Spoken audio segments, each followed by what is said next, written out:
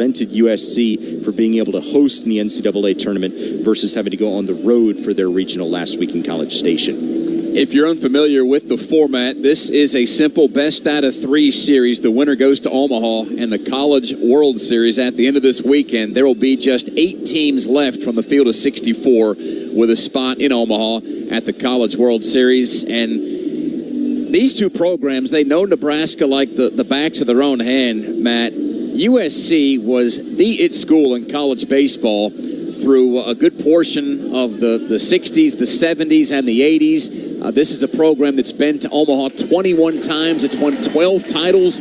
Carolina, of course, has been there 12 times as well. The high water marks in baseball history for these two programs haven't really intersected until this weekend. Yeah, USC's run of dominance in Omaha came to a close in the early 2000s, right around the turn of the century. And as we know, 2006 is kind of used as the dividing line between the past and the modern era of Carolina baseball when the Tar Heels kicked off this run of making now 8 trips to Omaha in the span since. Either Carolina will make a 9th trip back in that time and 13th overall, or USC will make their return to a place where a lot of college baseball lifers certainly remember their impact.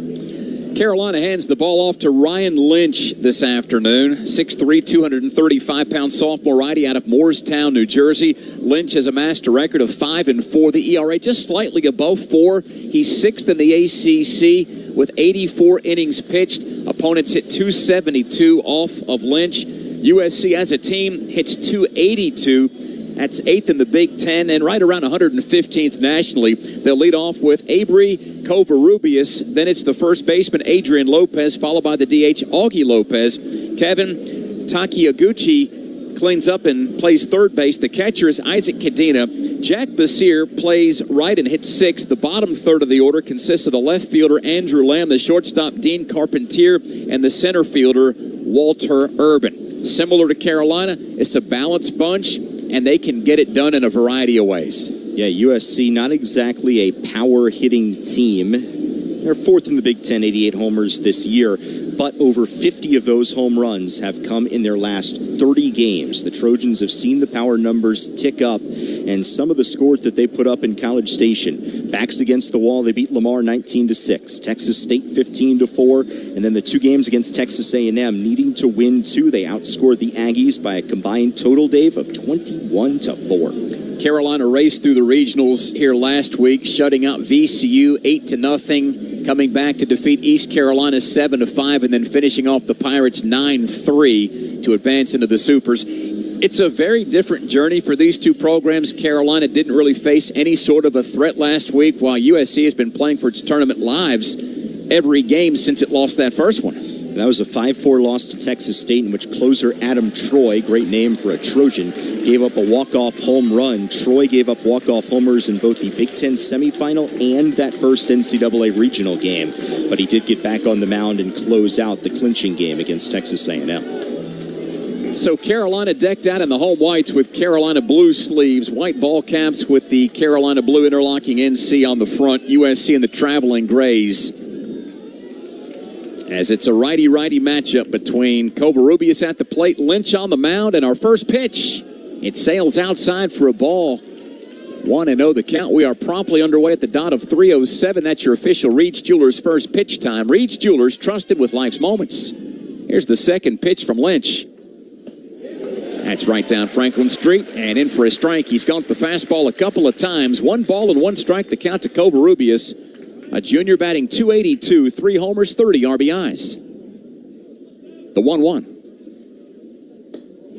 Elevated a fastball, and Covarrubias couldn't touch it. Swing and a miss. A ball and 2 strikes to the USC leadoff man. When the top of the first, no score. Sunny skies, temperatures touching 90 with the wind blowing out towards left as time called. Covarrubias has a wardrobe malfunction as he adjusts the guard on his left shin.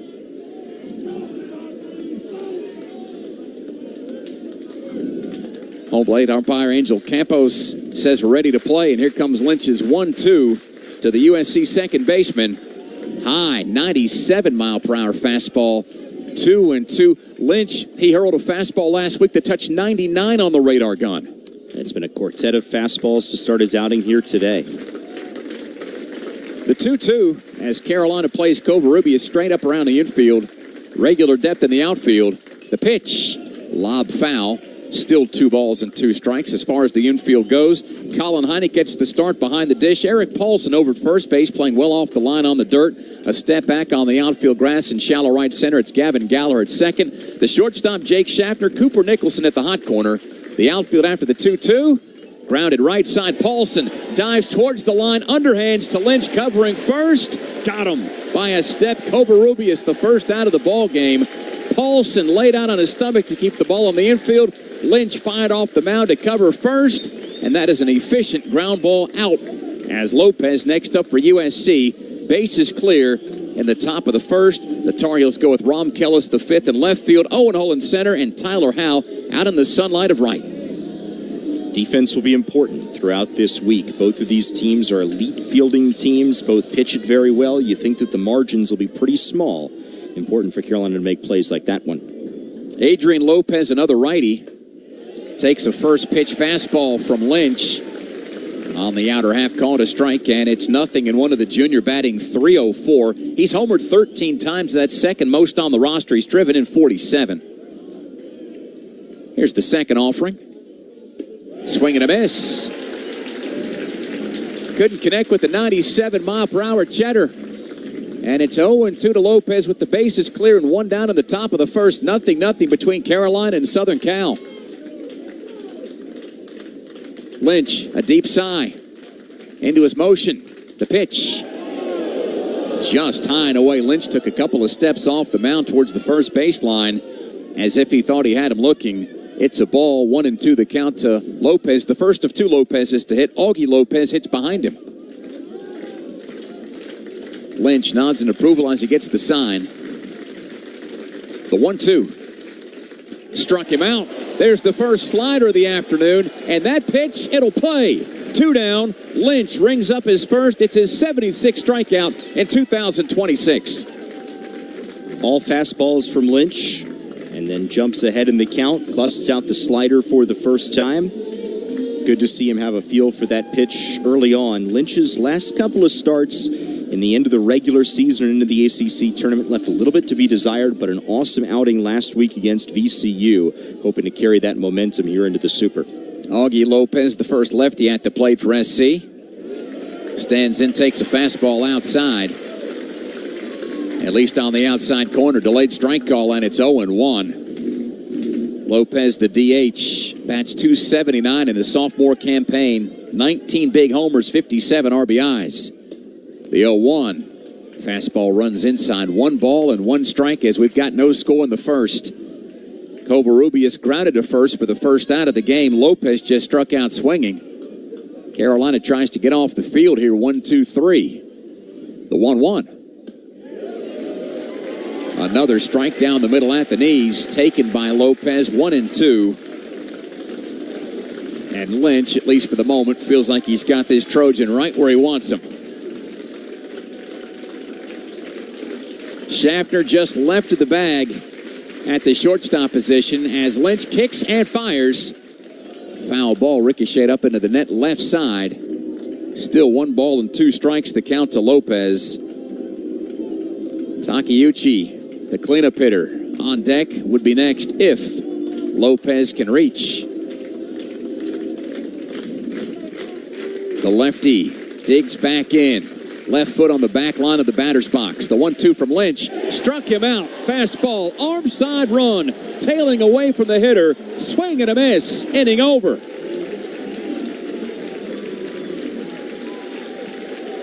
Heck of a start from Ryan Lynch. Had Lopez reaching for that one on the outside edge. Back-to-back Ks from Lynch. And the Tar Heels do their job in the field. Now they'll take their cuts against Mason Edwards. No runs, no hits, no errors, nobody left on base. USC to the field, Carolina to the plate in a scoreless game. We head to the bottom of 1 after this. That was absolutely Carolina baseball from Learfield. Hey, Tar Heel fans, it's baseball season. And while you're cheering on Carolina, don't forget where your game day peanuts come from. North Carolina peanuts are grown by family farms across the state and have been a part of the ballpark experience for decades. This message is brought to you by the North Carolina Peanut Growers Association, proud supporters of Tar Heel baseball and North Carolina farmers. Learn more at aboutpeanuts.com. Coors Light is cold lagered, cold filtered, and cold packaged for a smoother finish. It's got that crisp, refreshing taste that makes every moment cheering on your team even better. Plus, the mountains on the bottles and cans turn blue when your beer is Rocky Mountain cold. So you never have to guess if your Coors Light is ready to drink. So crack one open, take a sip, and enjoy the game. Coors Light. Choose chill. Celebrate responsibly.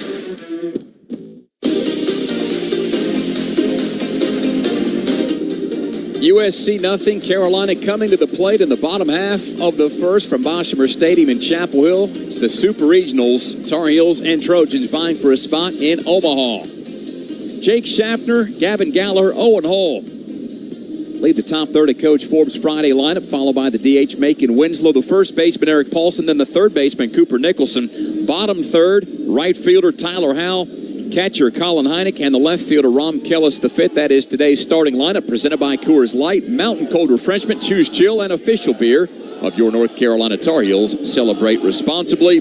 Mason Edwards has done a lot of celebrating this year for USC on the bump. He's the Big Ten Pitcher of the Year. 6'2", 190, junior lefty out of Los Angeles. He's unbeaten this year, Matt. 8-0 with the best ERA in the Big Ten at 1.85. That's second best nationally. And he leads the Big Ten in opponent's batting average, a paltry 153. And leads the nation in strikeouts with 164. Projected first-round pick. USC has not lost a game started by Edwards since April the 17th. That being said, he did surrender 4 runs to Lamar last week. Here's Schaffner from the left side to lead off. It's an all-lefty affair. Edwards deals inside. It's off the glove of the catcher, Cadena, and drop ball. Won the count to Schaffner 1-0. Jake, a 362 hitter, leads Carolina in runs, hits, triples, and steals. He's lobbed 6 homers and driven in 44. The 1-0. 93-mile-per-hour fastball inside, 2-0. And for all the things that Edwards does, 93 on the radar gun, Matt, is about what that fastball tops out at. Yeah, it's 91 and 93 for the most part. It can get up to 95, but he features a couple of plus breaking balls, a true curve, and a slurve. The 2-0. Schaffner turned early on the fastball. Grounds it foul up against the bricks right side. 2-1 to the Tar Heel shortstop. What a story for Jake. Grows up in Janesville, Wisconsin. Big-time hockey and football standout. Gets a baseball scholarship to North Dakota State. Plays there for a couple of seasons. He visits Carolina the day after the Supers last year and chooses the Tar Heels over Arkansas and Coastal Carolina. The 2-1. That's downstairs. 3 balls and a strike. Schaffner out in front of Edwards with no score in the bottom of the first. Carolina at the plate for the first time in the Supers against USC. The 3-1 from the LA sophomore. And that's ball 4. Lost him on 5 pitches there, Krause. And Schaffner, the first base runner for either team, takes a walk. That's just the 44th on the year up against those 164 strikeouts. Schaffner's got nose to get on base. The question right now for Carolina is, can they get him over and can they get him around? Edwards is top 100 in the country in strikeout to walk ratio, mostly because the strikeout number is so high. He does have a higher walk number than some aces around the country. Now, USC's starting pitcher tomorrow, Grant Gavell, he's the guy that doesn't walk anyone. Here's Gavin Gallagher. Righty stands in, takes a fastball for a strike, and it's 0-1 to the Apex Junior. 283 average, 12 home runs, 53 RBIs. As Schaffner leads off of first base, Lopez holds the runner. The 0-1 ducks inside. There's the breaking ball. 1 ball and 1 strike, the count to Gallagher, who takes a long look down that third base line at Coach Forbes. Left of the coach's box. Coach Jackson in the top right-hand corner of the first base coach's box. Edwards from out of the stretch. The 1-1. Fastball drops low. 2-1 to Gallagher. Lynch in that top half of the first was in a position of strength against Covarrubias and both Lopez's. Edwards has fallen behind both Tar Heels so far. We're still early in the first, 0-0. The 2-1. Off speed, and that tickles the inner half of the plate. 2 balls and 2 strikes to Carolina's second baseman. Edwards has been nibbling a little bit with the fastball. Has not gotten the calls from Angel Campos, but now an even count, 2-2 against Gallagher. Schaffner leads off of first. The pitch on the way. Gallagher tattoos that, but foul left side over the top of Carolina's bullpen and out of play. And as I watch the trajectory of that ball, you can't help but notice a sea of Carolina blue as far as the eye can see. Down the left field line and then scanning things off to the right. Big showing of Carolina baseball fans here in the first week of June. The 2-2. Fastball, Gallagher straightens that out, and he serves a single into left field. At one-hop slam, Schaffner goes first to second. Gavin Gallagher's got the game's first base hit. The Tar Heels have 2 on and look to open up the scoring in the bottom half of the first with a first-team All-ACCer next up at the plate, the incredible Owen Hull. Left fielder Lamb was playing extremely deep on that ball. And perhaps if he had been playing at normal depth, he would have been able to go into a dive potentially. Obviously, very risky to go into a dive in that situation with the speed of Schaffner. But Lamb opts to play it on a hop. Tar Heels 2 on, nobody out. Prime opportunity to strike first. Hull brings a .372 average to the yard this afternoon. 7 homers, and he's top of the table with 79 RBIs. Edwards' first pitch drifts outside, again in a battle of lefties. 1 ball and no strikes to the George Mason transfer. The final portal addition last year for the Tar Heels, who brought in 7 transfers. Hull was the last of the bunch, and he may turn out to be the best of the bunch. The 1-0. Off speed and again wide. 2-0. Coach Forbes has gone on the record, Matt, in saying that Owen's best baseball is still yet ahead of him. And again, as the count now 1 ball and 1 strike. That's to say something for a guy that may have the best batting average of any Tar Heel since 2009. The 1-1. Swinging a foul ball left side. 1-2 to the Tar Heel center fielder. You look at Owen Hull's frame. He's a big guy standing 6'4", and it's one of those frames that is projectable, as the scouts like to say. He can fill it out, get stronger as he goes along. He has such a high RBI total at 79 and only 7 home runs. The 1-2 drops low, well played by Cadena. Both Tar Heels stay put. Gallagher, who singled, is at first. Schaffner, who took a leadoff walk, is at second. They stay put. The count to Hull moves to 2-2. There's no score in the bottom of the first, but no doubt Carolina threatening with nobody out. And a pronounced infield shift, playing the right side with 3 infielders between first and second base. Edwards 2-2 to Hull. Barely missed outside. There's that slurve. The count is full to Hull. A walk here would load the bases. Winslow is on deck as the Big Ten's best pitcher labors through a hot, warm, muggy day in Chapel Hill in the bottom of the first. After look to second, the pitch outside, ball 4. He missed again with the off-speed stuff. And Carolina's got Schaffner at third, Gallagher at second, Hull at first, and a gift-wrapped opportunity to take an early lead on Southern Cal. The entire Trojan infield, as well as the catcher Cadena, going to go out to the mound to talk to Edwards here. Edwards said yesterday in the pre-Super Regional press conference that the heat in College Station, Texas impacted him last week. That wasn't until the 5th inning where he started running into trouble, and blamed it more so than anything on the fact that USC was so potent offensively in that game, and so they had some extremely long offensive half innings that led to Edwards sitting in the hot dugout for a very long time, and that threw him off a little bit as that outing went along. But this first inning trouble is uncharacteristic for Mason Edwards. The heat's certainly not helping. If you're concerned about the travel, Southern Cal left College Station, came straight to Chapel Hill, so there was no back and forth to the West Coast to the East Coast. They left Texas, and here they are on the Tar Heel State. Here's Macon Winslow at the plate from the right side. Edwards' first pitch down the middle at the knees for a called strike, and it's 0-1 to the Heels DH Macon Winslow. A .301 average, 10 homers, 55 RBIs. Carolina's got the bases loaded, nobody out in the first with no score. Trojans play him straight up. The 0-1. Fastball inside. It's a 1-1 count to the Duke transfer. Wind continues to loft the flags in center towards left. The 1-1.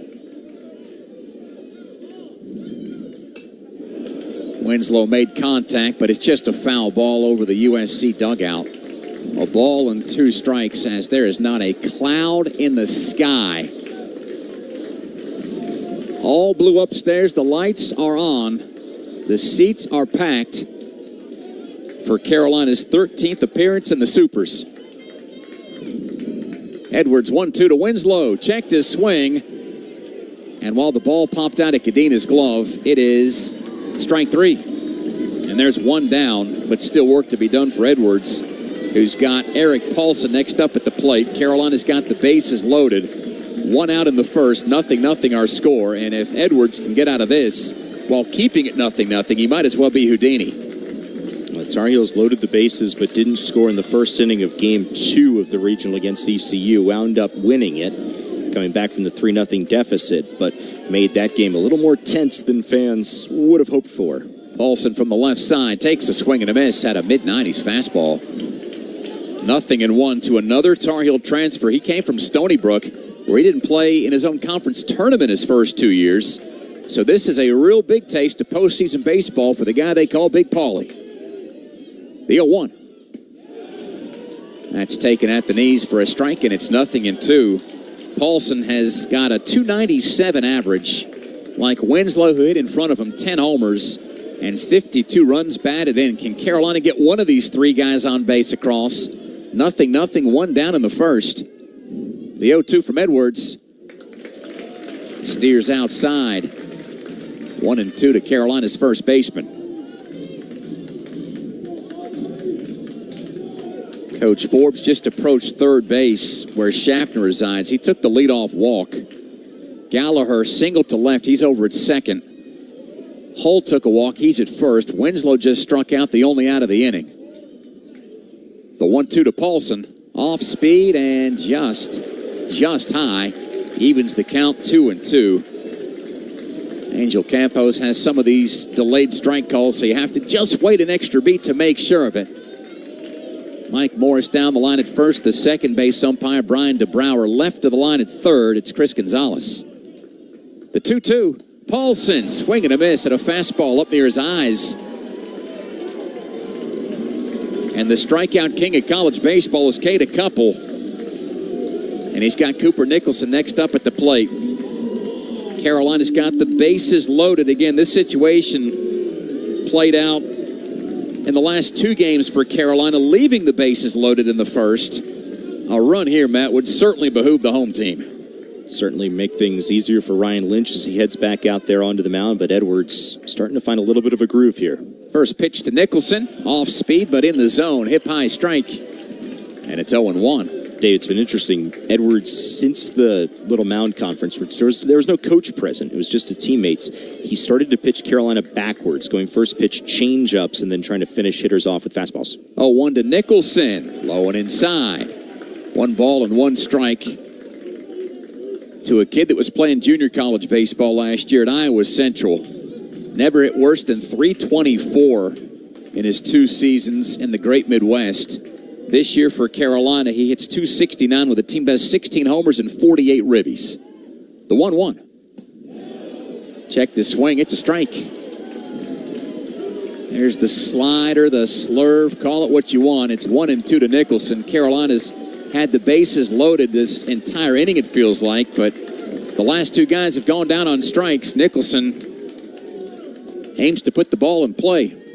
The 1-2, off speed, couldn't touch it, and the inning is over. Wow, what a shot in the arm for SC. Getting off the field, and Carolina leaving, the bases loaded.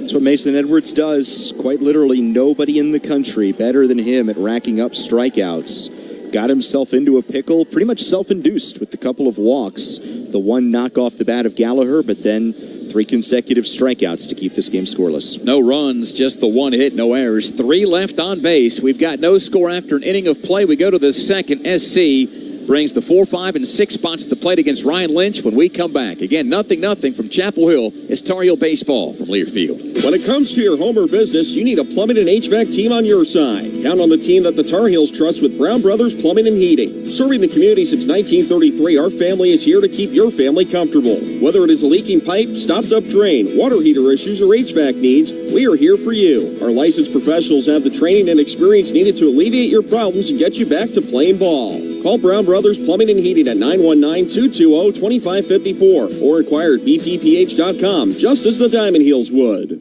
You carry Carolina with you everywhere you go.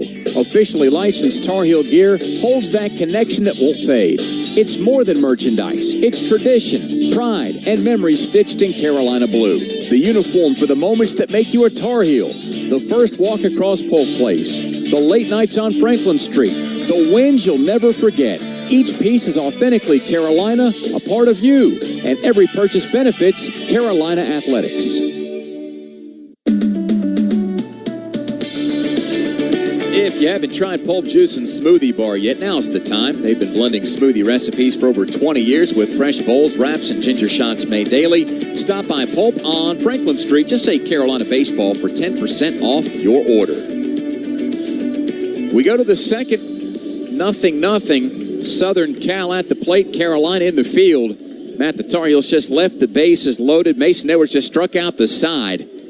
That was potentially a big inning for Carolina. It was a big inning for Edwards on the bump. Here's Takayuchi to lead things off. The righty takes a strike. And it's 0-1 to the Southern Cal third baseman. Next pitch from Lynch. Another strike, and Lynch appears to be in some sort of groove as he's got Takayuchi down in the count, 0-2. The junior bats .309. 9 homers and a team best 59 runs batted in. The 0-2, slow bouncing ball to short. Shafter charges in, left of the bag. It's second from the dirt. Quick transition from glove to hand. Throw to first in time. And Takayuchi retired 6-3 for the first out of the second inning. And just like the first inning for Ryan Lynch, fastball, fastball, fastball. He has that command working early on. Here's Isaac Cadena, the catcher. Left-handed hitter against the Tar Heels. Righty pitcher Ryan Lynch getting his 16th start and his 17th appearance. His last appearance, one of his best. 7 shutout innings against VCU in the regional where he allowed just 2 hits. The pitch to Cadena.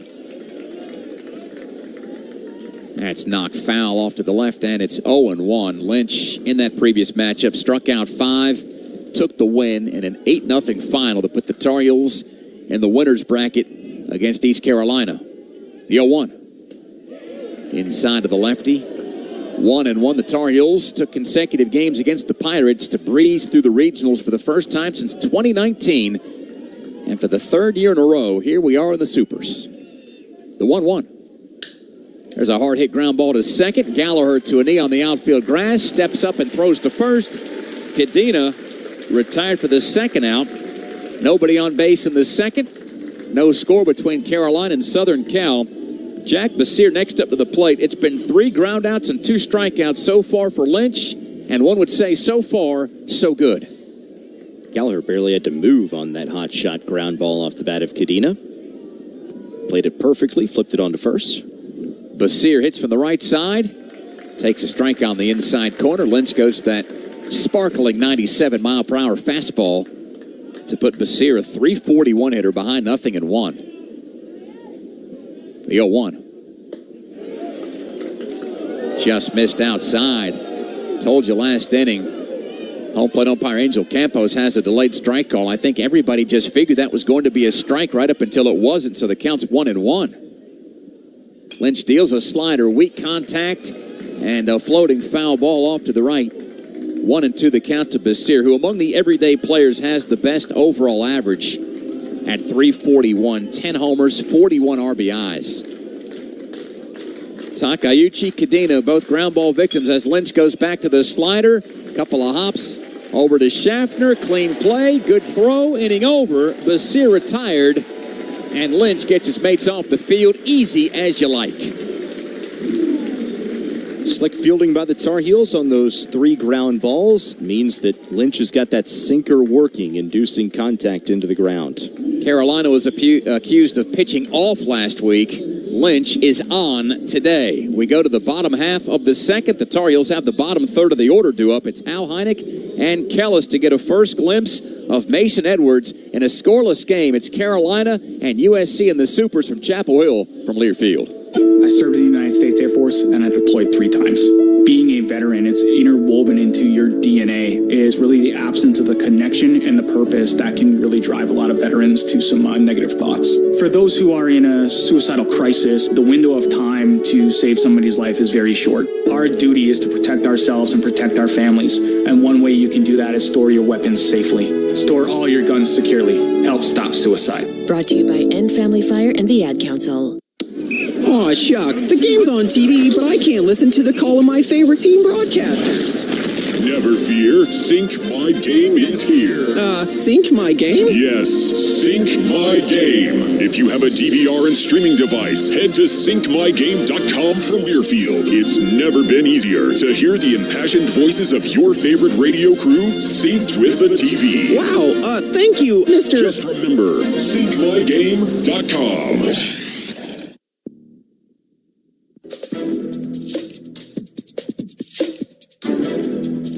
This copyrighted broadcast is an exclusive presentation of Learfield under the broadcast rights granted by the University of North Carolina. Reuse of this presentation is prohibited without the expressed written consent of the University of North Carolina and Learfield. Carolina home runs are presented by Lowe's Foods, supporting home plate since 1954. Visit your local Lowe's Foods to find a different type of grocery store worthy of their Carolina roots. Boy, the Tar Heels have been rooted in North Carolina since the Clemson series about what feels to be 3 years ago. But at home for the Supers and at the plate in the second with no score, here's Tyler Howe against Edwards, whose first pitch marinates over the outside corner. Fastball makes it an 0-1 count to the Huntersville freshman. And what a year this kid has had. Average has been hovering around 250 for most of the season. 4 homers, 30 batted in. The 0-1. Howe takes a swing, jolts a line drive into right center field. Diving attempt made by the center fielder, Urban. He lost his cap, dropped the ball, and Howe is into first with a single. We've become accustomed to seeing balls like that go to die in Honeycutt's glove or Kepley's glove or Hull's glove. When one pops out as it did just there, you almost have to pinch yourself and ask, did that just happen? Well, off the bat, it seemed like the ball was going to plop down with relative ease for a leadoff base hit, but then Urban was able to get over to it, go into a dive, and you thought, okay, well, he's got that one, but then it pops out. Carolina with a leadoff base runner for the second straight inning. That puts Heineck at the plate. Edwards' first pitch drops low, and it's a ball and no strikes to Carolina's catcher. Previously at Georgia State, this year at Tar Heel, batting .271, 8 homers, 53 RBIs. With Howe taking a scant lead over at first, Edwards, who's back in the stretch, steals the 1-0, high and away from the righty. 2-0. And the thing that I really like about Heineck, he was never a big average guy at Georgia State. This year, the average at times was well up above 300. The great equalizer of ACC play brought it down some, but still super respectable. The 2-0. Down and in, missed with the slider, and it's 3-0. Heineck's got that unmistakably orange neon bat. I think the average last year for him at Georgia State was about 230 or so, so he's jumped it up 40 points, making the transition to the ACC. The 3-0 from Edwards upstairs, and he's lost another one. That's the first walk of the inning. It moves Howe to second, Heineck to first. It's the third walk of the game. His season high of 6 walks came against Maryland. That's also his career high. But for the second consecutive inning, he's put himself and his team right behind the 8 ball. Credit Edwards, good enough to strike out the side to get out of the first and leave the bases loaded for Carolina. But here we go again in the second. 2 on, nobody out. Rom Kellis, the 5th at the plate, a scoreless game. It's 40 degrees warmer today than that Maryland game. First pitch, Kellis swing and a miss against the fastball, 0-1. Trojans had to go to College Park in March. It was rainy and 50 degrees per the box score. The 0-1. Kellis showed bunt. Ball gets away from the catcher. Down to third base goes Howe as the ball. It just rolled behind the third baseline. It was moving at almost no speed. Cadena did a 360, and by the time that he found it, Howe made the wise decision to take off and take the base. So the Tar Heels have runners at first and third. The count to Kellis 1-1. There's nobody out in the second. There's no score. And here's Coach Stankiewicz out of the dugout contesting something with Angel Campos. I believe Coach Stankiewicz is arguing that Rom Kellis did not get out of the way. But in that circumstance, catch the ball. In fairness to Kellis, if the catcher didn't know where it was, how in the world is he supposed to know where it is? Because the last thing you want to do if you're a batter is back up and trip over the catcher and get out of the way to where the ball is actually not. Well, if you stay where you are, there's no chance of stepping on the ball. I know that from my golf game. Coach Stankiewicz has turned this program around, and he turns around and heads back into the dugout with the count 1-1 to Kellis. The pitch, off speed, popped up, straight up the elevator shaft behind the plate. Cadena loses the mask and makes the catch in foul territory for the first out of the inning. The lineup turns over to Schaffner, who took an earlier walk. That was in the first. We're in the second. 0-0. Howe, who led off this inning with a single, is at third base after advancing on a wild pitch. Heineck, who took a walk, is over first. The wind is whipping those flags to left field. That's the opposite field for Schaffner, who's got strength to all fields.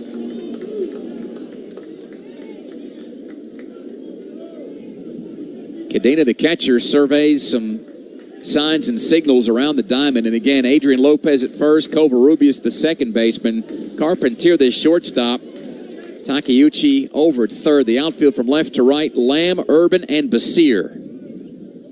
First pitch to Schaffner. Again, it gets away from the catcher. This time it meanders behind the first baseline. A ball and no strikes. Is there that much break on these off-speed pitches that's confusing Cadena, or is it something else? I believe it is break on the off-speed pitches. These balls that are getting away are the slurvy breaking ball in the low 80s, and there's a lot of movement on that pitch. Now, you would think these two have worked together all year. Next pitch to Schaffner. A strike on the outside corner, framed at the knees. Credit Cadena for stealing that strike for his battery mate. Takeuchi at third, even with the bag on the dirt. Middle infield at double play depth. The first baseman, Lopez, holds the runner, Heineck. Heels at the corners, 1 down, no score in the second. The 1-1 pitch to Schaffner. Blasted right side into right field. That's an RBI single for Jake the Rake, who brings out the big stick, puts Carolina ahead 1-0. Heineck speeds around second, goes first to third. Tar Heels still at the corners, and Carolina up a run in the bottom of 2. Got a fastball, smacked it into right field. And Tyler Howe can come down the line with ease. Heineck motors his way to third. Not only does Edwards fail to record an out, he's in the same situation, but behind 1-0 on the scoreboard. That's Schaffner's 45th RBI this year, his 86th hit. It gives Carolina the early lead, 1-0 in the second. Schaffner's been on base twice already. He's reached in 23 consecutive. This is Gallagher as Edwards' first motion over to first, keeping his eyes on the speedy Schaffner. Gallagher 1 for 1 with a single that came back in the first. That was hit towards left center. He's at the plate from the right side. Edwards in the stretch. There's a fastball. Again, that low part of the plate playing for the Big Ten Pitcher of the Year. 0-1 to Gallagher. Twice the Chapel Hill Regional Most Outstanding Player. Had to give up the trophy this year to Eric Paulson, who won it on merit. The 0-1. Off speed, Gallagher almost swung out of his shoes. 0-2. Part of the problem there is that the most outstanding player is who earns the most votes for the all-regional team, and that's done by position. And unfortunately, Gallagher and Braden Burris of ECU split the votes at second base. Schaffner leads off of first. Heineck at third. Heels up a run in the second. Toss over to first. Jake dives back in, and he's safe. The regional numbers look like this for Gallagher. 5 for 11, 6 runs scored, 4 RBIs, and a pair of doubles that both came in that first matchup with ECU. Paulson finished the regional 6 for 12. Another throw back over to first, and still Schaffner is safe. Paulie drove in 6, had 3 doubles, 1 in each game. You might call that consistency. 1-0, Carolina leads Southern Cal in the second. Edwards, I'm running out of fingers to count all these tosses over to first. Schaffner is living rent-free in this kid's mind.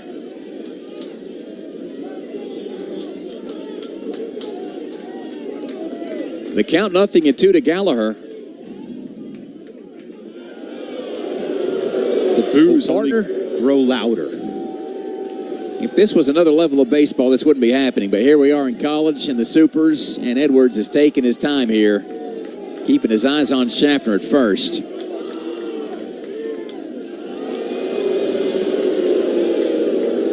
Another throw over. Gallagher is the forgotten man in this whole equation. This place is going to bust if Gallagher knocks one in right now. Edwards comes set. Here's the pitch. Gallagher. He busts out the whooping stick as he lines over towards left field. Sliding catch made by Lamb. Heineck tags from third and scores on the sac fly. 2-0. That'll play. Gallagher gets the RBI. The Tar Heels double their lead, and after all the machinations and looks over to first base, Schaffner is still over there like a statue. A productive second out of the inning. Hull next up to the plate, and in a game like this, plays like that will matter big time. Every single run is going to be oh so critical in a matchup of 2 elite pitchers in Mason Edwards and Ryan Lynch. Lynch has had the upper hand early on. Tar Heels let Edwards off the hook in the first inning with the 3 strikeouts. They don't do so here in the second, capitalizing with the RBI single from Schaffner and a sac fly. 2-0 Heels, 2 down, a runner at first in the second.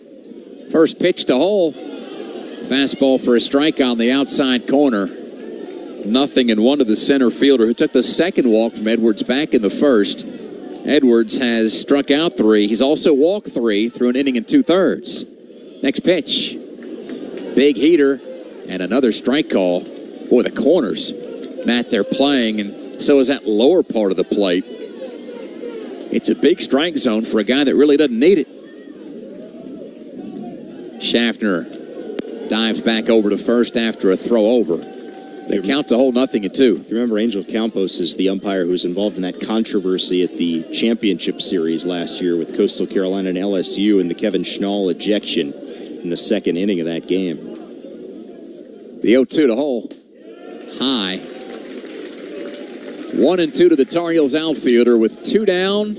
Jake Schaffner over at first. It was Schaffner's RBI that scored how to give the Tar Heels a 1-0 lead. Gallagher's sac fly just pushed across Heineck, who took an earlier walk. The 1-2.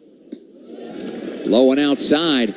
2 balls and 2 strikes, and the pitch count continues to ascend for Edwards.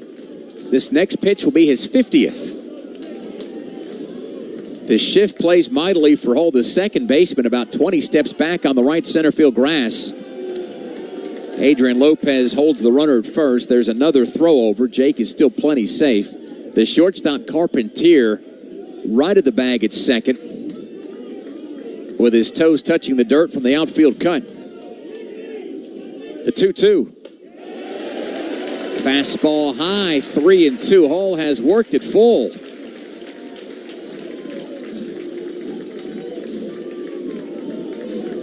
Should Hole reach, Winslow would be next. If not, Lamb, Carpentier, Urban, bottom third of the order to open the top of 3. Currently in the bottom of the second, Carolina 2, USC nothing. Payoff pitch. And it's taken over the outside corner, strike 3. And at some point, Carolina's hitters have to understand the way that this game is going to be called.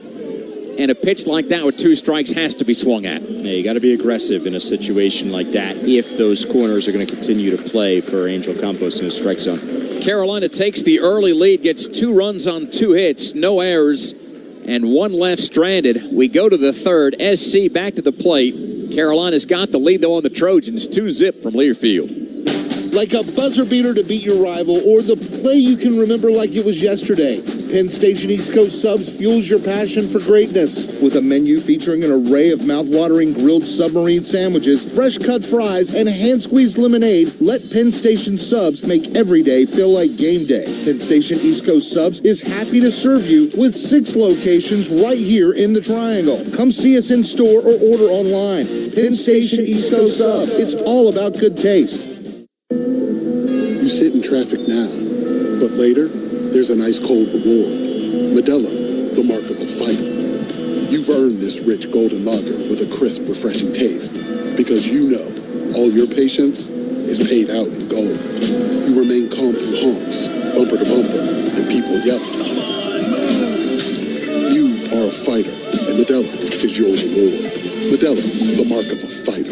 Drink responsibly. Beer imported by Crown Imports, Chicago, Illinois. You're tuned in to Carolina Baseball in the Chapel Hill Super Regional. Carolina Baseball Grounds Crew is presented by Brown Brothers Plumbing and Heating, serving the community since 1933. Our family is here to keep your family comfortable. Count on the team that the Tar Heels trust with Brown Brothers Plumbing and Heating. You can trust us, Dave Nathan and Matt Krause, for all of your Carolina baseball needs. The Tar Heels in the field in the top of the third inning lead Southern Cal 2-0. Timely hitting by Jake Schaffner with the RBI single. Gavin Galler with the sac fly. That's created a little bit of distance between these two, but again, a lot of game left to be played. Only to the top of the third, 2 great pitchers. USC trailed Texas A&M in both the games they won. Lynch starts off the third with a fastball inside of the lefty Andrew Lamb. Southern Cal's left fielder ahead in the count 1-0. 284 average, 12 homers, 42 runs batted in. Nicholson plays in on the grass at third. The 1-0. That's brought down towards the letters on the outer half, 1-1. So this bigger-than-life strike zone is playing for both guys on the bump. Lynch might have gotten a gift there, and it's 1-1 to Lamb. Next pitch. Big swing and a big fly. Deep right center field. Hull looks up, and it's gone. No doubt off the bat, Lamb hammered that pitch into the Carolina blue sky. His 13th homer, his 43rd RBI, and as he rounds the bases with his right arm in the air, he has halved Carolina's lead. It's now 2-1. Well, USC punches right back after Carolina strikes for 2 in the last of the second, as Lamb shepherds the USC offense with the leadoff home run. See how Lynch responds. Carpentier next up.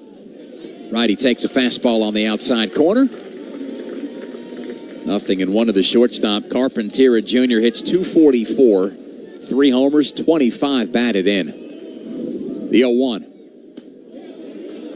Lynch tried to nibble away at the outer half, this time without success. 1 ball and 1 strike to Carpentier. Nobody out, nobody on. Top of the third, heels up a run on SC, 2-1. To the slider, Lynch goes. Haven't seen a lot of that pitch. Makes it 2-1, but typically Lynch is a fastball guy first time through the order. Carpentier hits 8th in Coach Stankowicz's lineup. The 2-1. Another slider and another strike. On the black outer half, it's 2-2. These calls from Angel Campos are so delayed. I had a half second there where the thought process of, wait a minute, how is that not a strike? Had already begun. Lynch is 2-2. Another 97-mile-per-hour fastball outside makes it 3-2. The ball glanced off the glove of Heineck, rolled towards the SC on deck circle, inhabited by Walter Urban. And we'll have a big payoff pitch from Lynch to Carpentier in a battle of righties. It's on the way. And it's blasted off the bricks right side, foul. Southern Cal's first base coach had to duck and cover. Yeah, Sergio Brown almost got his head taken off by that shot. 2-1. Carolina leads Southern Cal in the third. Nobody on base, nobody out. The payoff pitch again. That's hit between third and short on a line into left. Carpentier's got a hit. And the Trojans have a runner aboard.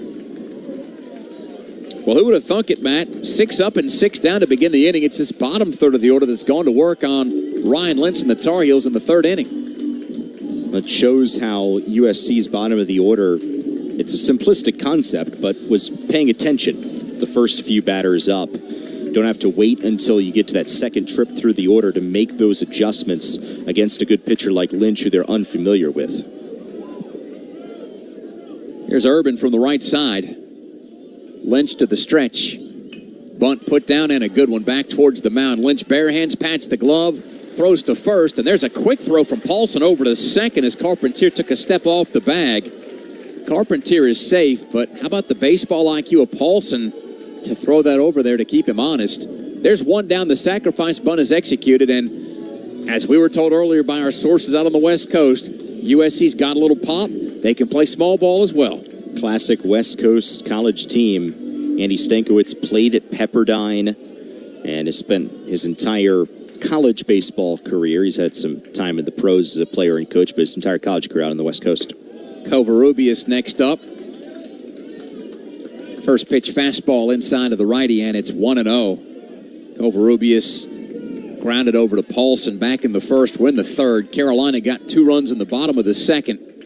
SC's got a run here in the third. 2-1 our score. The 1-0. Good slider. Hovers over the inner half, taken for a strike, and it's 1-1 to Covarrubias. Southern California kid, grew up in Anaheim. One of the best shortstops in California coming out of high school. They've put him at second here at the college level. The 1-1. That's hit weakly over towards first, and whether you want to call that a line out or a pop out, in any language, it's an out. Paulson squeezes near the line in fair territory behind the bag, and it's 2 away for the Trojans, who have Adrian Lopez next up at the plate. I'd call that more line out than pop out, but it's like a slurve, right? Where it's part slider and part curveball. That's part line, part pop. Boy, we could debate this till the end of time, couldn't we? I thought the weak velo off the bat endeared it to being more of a pop out than a lineup, but that's just me. Here's Lopez. He's a righty, and he takes a swing and a miss at a fastball.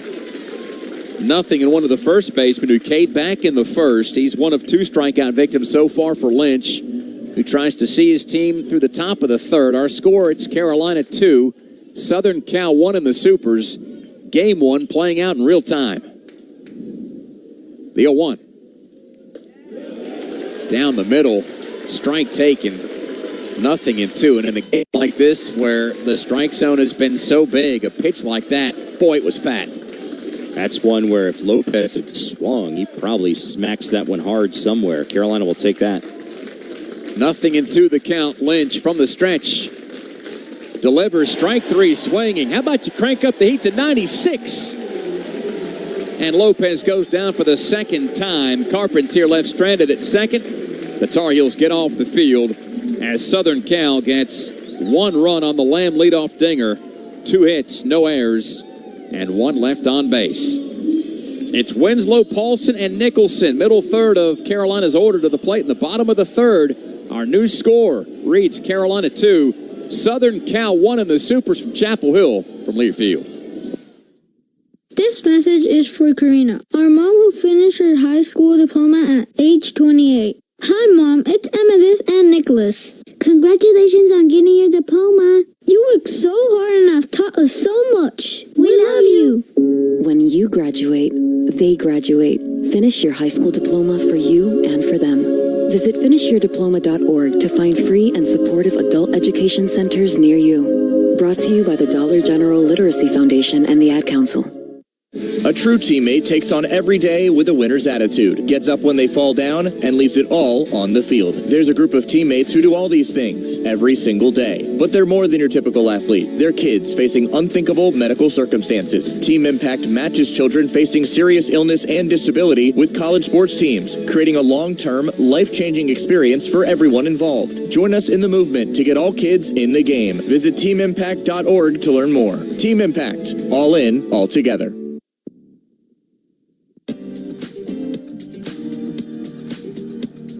Modelo is proud to sponsor Carolina baseball. Modelo, an official beer of your North Carolina Tar Heels, who lead Southern Cal in the Super Regionals 2-1 as we go to the bottom half of the third inning. It's Winslow, Paulson, and Nicholson to get a second look at Mason Edwards right after we pause 10 seconds for a station ID on the Tar Heel Sports Network.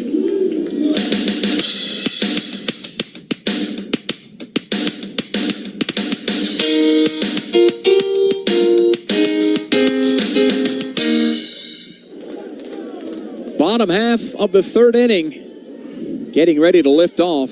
Carolina 2, Southern Cal 1. Edwards' first pitch. It's a strike on that. Severe outside corner to the righty Winslow. 0-1. Macon struck out back in the first when the bases were loaded. Carolina left him that way. Couldn't get a run across until the second when the Tar Heels took a 2-0 lead. SC answered with a home run in the third. And that's how it's just a one-run game. As another strike, that was off speed dealt. Looked to be low and outside, but again, hitters had better be leery of the way this game has been called. It's 0-2 to Winslow. Edwards kicks and fires. Checked his swing on a pitch downstairs. Appeal down to first. Mike Morris says no swing. 1-2 to the Heels DH. Very similar to the pitch that Winslow struck out swinging on back in the first inning. SC infield plays Winslow with two on either side of second base. The 1-2 inside, 2 balls and 2 strikes. And just looking at the infield, the grounds crew has done wonders. There's these beautiful diagonal cut stripes in the grass going from our right up to the left. Thicker stripes in the outfield. The 2-2. Tattooed left side and foul. Past the light post, still 2 balls and 2 strikes to Winslow. And plenty of sunlight this week. Not a lot of moisture, precipitation, so grounds crew here at Carolina's got to go to the sprinklers to get this place wet. The 2-2. Off speed, and again, bounce foul between Coach Forbes and the third baseline. Lamb out in the left goes to rescue the loose change. As Winslow and Edwards battle in the bottom of the third. Matt, entering this half of the inning, Edwards' pitch count was at 51 pitches. Lynch, who's already gone an extra half inning, had thrown 9 fewer. The 2-2.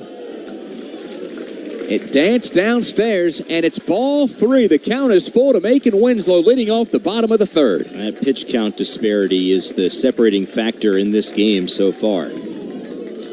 A walk here would be the 4th of the game for Edwards. The payoff pitch, nowhere near. High and away. And Macon takes the leadoff walk. The bases on balls back in the second. Came back to haunt SC.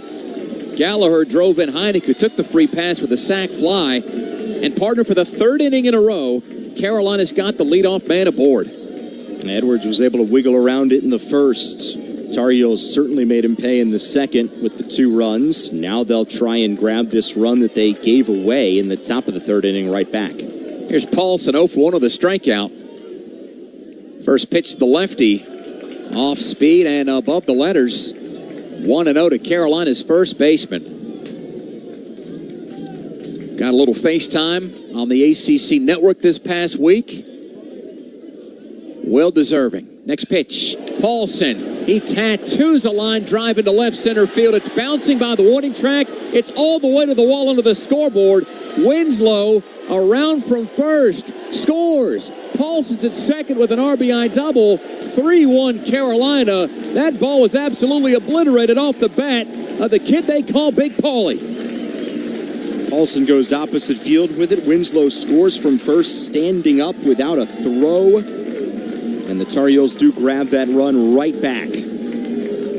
Paulson has had a double in every NCAA tournament game thus far. One against VCU in the regionals, one in each of those two games against East Carolina. And here comes another mound meeting for Southern Cal. This is the pitching coach, Sean Allen. Interesting situation last weekend. So USC's first of their 4 straight wins to win that College Station Regional came against Lamar. Sean Allen, a couple of days after USC knocked Lamar out of the tournament, was named the head coach at Lamar. Will Davis, the previous head coach there at Lamar, who coached last weekend, moving up to the Big 12 with the University of Houston. So Coach Allen staying with USC for the duration of their postseason run, but set to take the reins as a head coach at Lamar next year. Mound meeting complete. Cooper Nicholson to the plate. Paulson at second. After just driving in Winslow with an RBI double, our score reads Carolina 3, Southern Cal 1. Super Regionals off and running today. Matt Krause will hit the scoreboard a little bit later on to tell you what else is happening. First pitch to Nicholson. That's lifted foul to our right. 0-1 of the Heels third baseman, who struck out when he ended the first. And as he takes the bat in his right hand, walks up the third base line near the Argyle strip to talk with Coach Forbes. Matt, while they do that, let's check the action in West Virginia. The Mountaineers off to a fast start. 12-2 the final score as West Virginia races past Cal Poly. 3-run home run in the first inning for West Virginia. Grand slam in the fourth. Really put that game out of reach for Cal Poly. And so now West Virginia is 1 win away from their first ever College World Series berth. 5 o'clock starts, just about an hour away. The matchup of upset-minded Trojans, Little Rock at Troy. 8 o'clock, Ole Miss at Auburn, game 1. 0-1 the count to Nicholson, back in from the right side. The pitch, it's a 56-footer into the dirt. Cadena takes some more punishment. The count even at 1 ball and 1 strike. And that's a West Virginia program that really you could see here in the Supers a couple of years ago was well on its way. Carolina won 2 really close games to get to the College World Series that year. The 1-1. Took a little something off. Nicholson took a swing and a miss. 1-2. And what a wild regional that played out in Morgantown between the Mountaineers and the Kentucky Wildcats. Yeah, West Virginia lost the Saturday night 1-0-1-0 game and had to battle out of the loser's bracket, beat Kentucky twice, flipped a late 3-run deficit on its head on Sunday night, and then walked it off on Monday, and everyone started singing. The 1-2. Nicholson skies that into left center. It carries, but not quite to the track. Catch made by Urban. Tagging from second, Paulson on his way to third, gets in there feet first, and the runner is advanced. With 1 down in the inning, Paulson at third, and how to the plate, Carolina 3, Southern Cal 1. Another productive out for the Tar Heels, Matt. How about that? In a game where little things mean an awful lot, Paulson, who was not the fleetest of foot, is able to take 90 feet on a routine fly ball to center. And now a sacrifice fly by Howe, or any sort of ground out to the right side of the infield potentially could make this a 3-run lead, though it looks like USC is going to bring the infield in while still shifting. 3 infielders on the right side. The pitch to Howe arrives high. A ball and no strikes.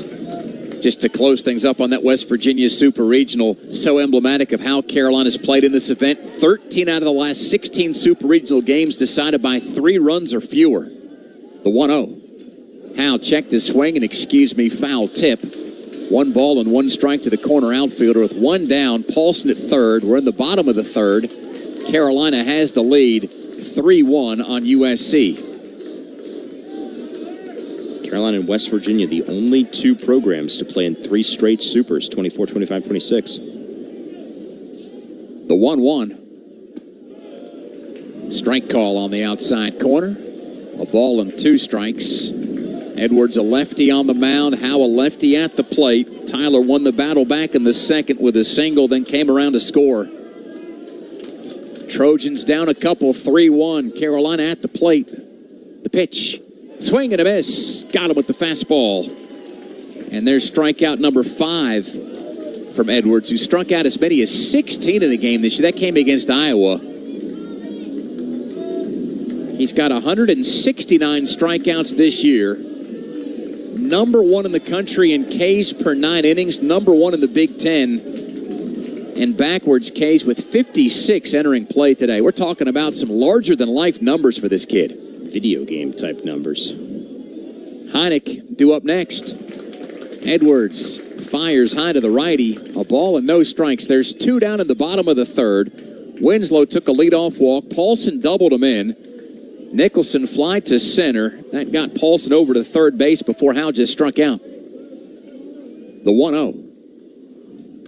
Heineck fouls it behind the dish. 1-1. And this is one of these game situations, Matt, where you're hitting with a runner in scoring position. There's 2 outs. These are the moments that are magnified. Carolina just 1 for 7 so far with runners in scoring position. The 1-1, Heineck, a weak little number up the first baseline as Paulson tries to run in. There's a bad throw to first base by Edwards. It's low, and the run scores. Heineck is safe. And what a sequence of events on a little nubber that traveled maybe 40 feet. Edwards couldn't get an accurate throw over to first base. It allows a run to score. 4-1 Carolina. Edwards had to wheel and throw, picking up that ball about halfway between the home plate area and first base, along the first base line, and somehow the throw does not connect with the first baseman Lopez. It is an error. The run scores an unearned run, and the Tar Heels have a game-high 3-run lead. Here's Kellis at the plate from the right side against the southpaw. Edwards' first pitch, fastball low and outside. It's a 1-0 count to Kellis. Rom pop foul to the catcher back in the second. We're in the bottom of the third. Carolina's put up consecutive 2 spots and leads 4-1. Heineck, the only base runner, reaching on the air, has a small lead off of first. The pitch. Kellis had visions of what we call a Rom bomb. Instead, that's just a long foul ball off to the left. Count even 1-1. The error, by the way, is given to Edwards. The 44th error this year for the Big Ten's 4th best fielding team. The 1-1. Kellis off the end of the bat, rolls it foul towards the visiting dugout behind the first baseline. 1-2. Fresh baseballs brought out to Mr. Campos, a 2-pocket guy, as those balls disappear into his right and left hip, respectively. 4-1. Carolina leads SC by 3 in the third. 2 down, a runner at first. The 1-2. Elevated and taken. 2-2. And Matt, you know this, you're a power hitter. Those high fastballs, they look so appetizing. It's tough to lay off. Kellis, he did his best to keep the bat on his shoulder. Next pitch. Kellis flies that to right out in the sunlight. Basir makes the catch, and the inning is over. The Tar Heels get the first 2 on and the first 2 in. Winslow took the walk. Paulson doubled him in. And then with 2 away, Heineck. Slow roller first base side. Misplayed, and a bad throw by the pitcher Edwards allows Paulson to come in and score. It's 2 runs, 1 hit, 1 error, and 1 left stranded. 3 innings complete from Chapel Hill. Carolina's got a 4-1 lead on Southern Cal from Learfield. Hey, Tar Heel fans, if your game plan this season includes buying or selling a home, you need the Carolinas home team at Howard Hanna Allen Tate Real Estate. Howard Hanna Allen Tate is a proud partner of Carolina Athletics and the #1 real estate company in the Carolinas. Howard Hanna Allen Tate promises a home ownership experience that's different from all the others with real estate, mortgage, and insurance services.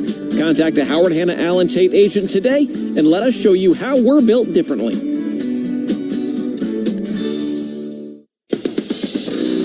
Coors Light is cold lagered, cold filtered, and cold packaged for a smoother finish. It's got that crisp, refreshing taste that makes every moment cheering on your team even better. Plus, the mountains on the bottles and cans turn blue when your beer is Rocky Mountain cold. So you never have to guess if your Coors Light is ready to drink. So crack one open, take a sip, and enjoy the game. Coors Light. Choose chill. Celebrate responsibly. Tar Heel fans, Howard Hanna Allentate is a proud partner of Carolina Athletics and the #1 real estate company in the Carolinas. Call Howard Hanna Allentate Real Estate today and see how they are built differently.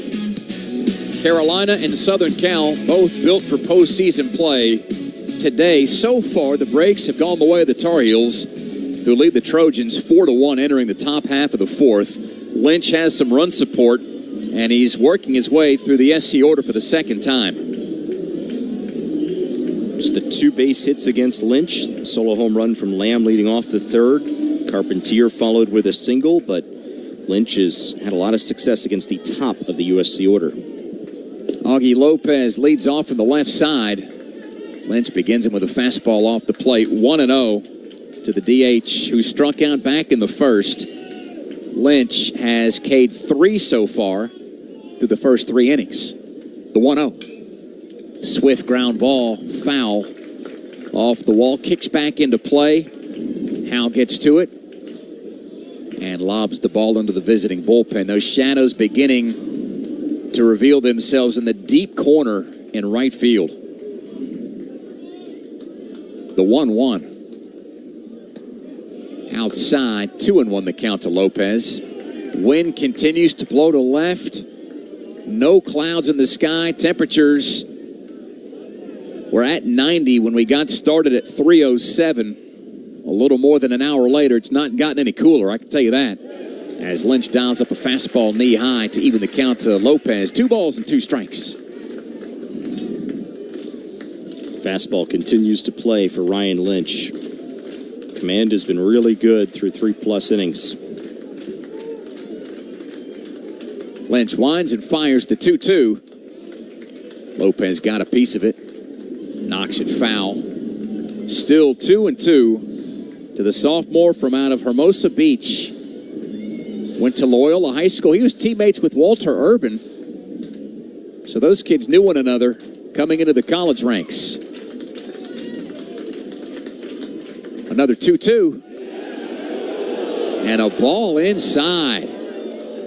For what feels like the first time all day, Matt, the inside corner doesn't play, and the count is full to Lopez. Thought that was a certain strike 3. Instead, it's ball 3. Takeuchi on deck, but right now it's all about Lynch and Lopez. The payoff pitch, and that's strike 3. No doubt down the middle, knee high, got him. And there's strikeout number 4 for the kid from Jersey.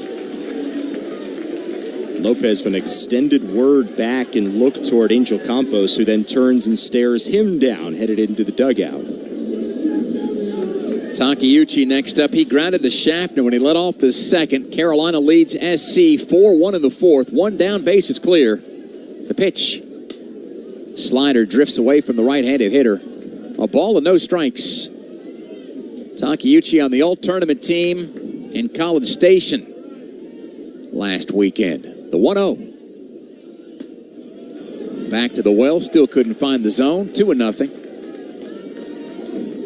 Takeuchi 8 for 23, 6 runs scored, 7 RBIs, had a pair of doubles in that Lamar game and a homer against Texas State. The 2-0. Just above the letters, Lynch has fallen behind 3. There's a fastball. Missed on a couple off speeds, then goes to the fastball. Doesn't get the call there. We'll see what Takeuchi does on 3-0. Lynch delivers.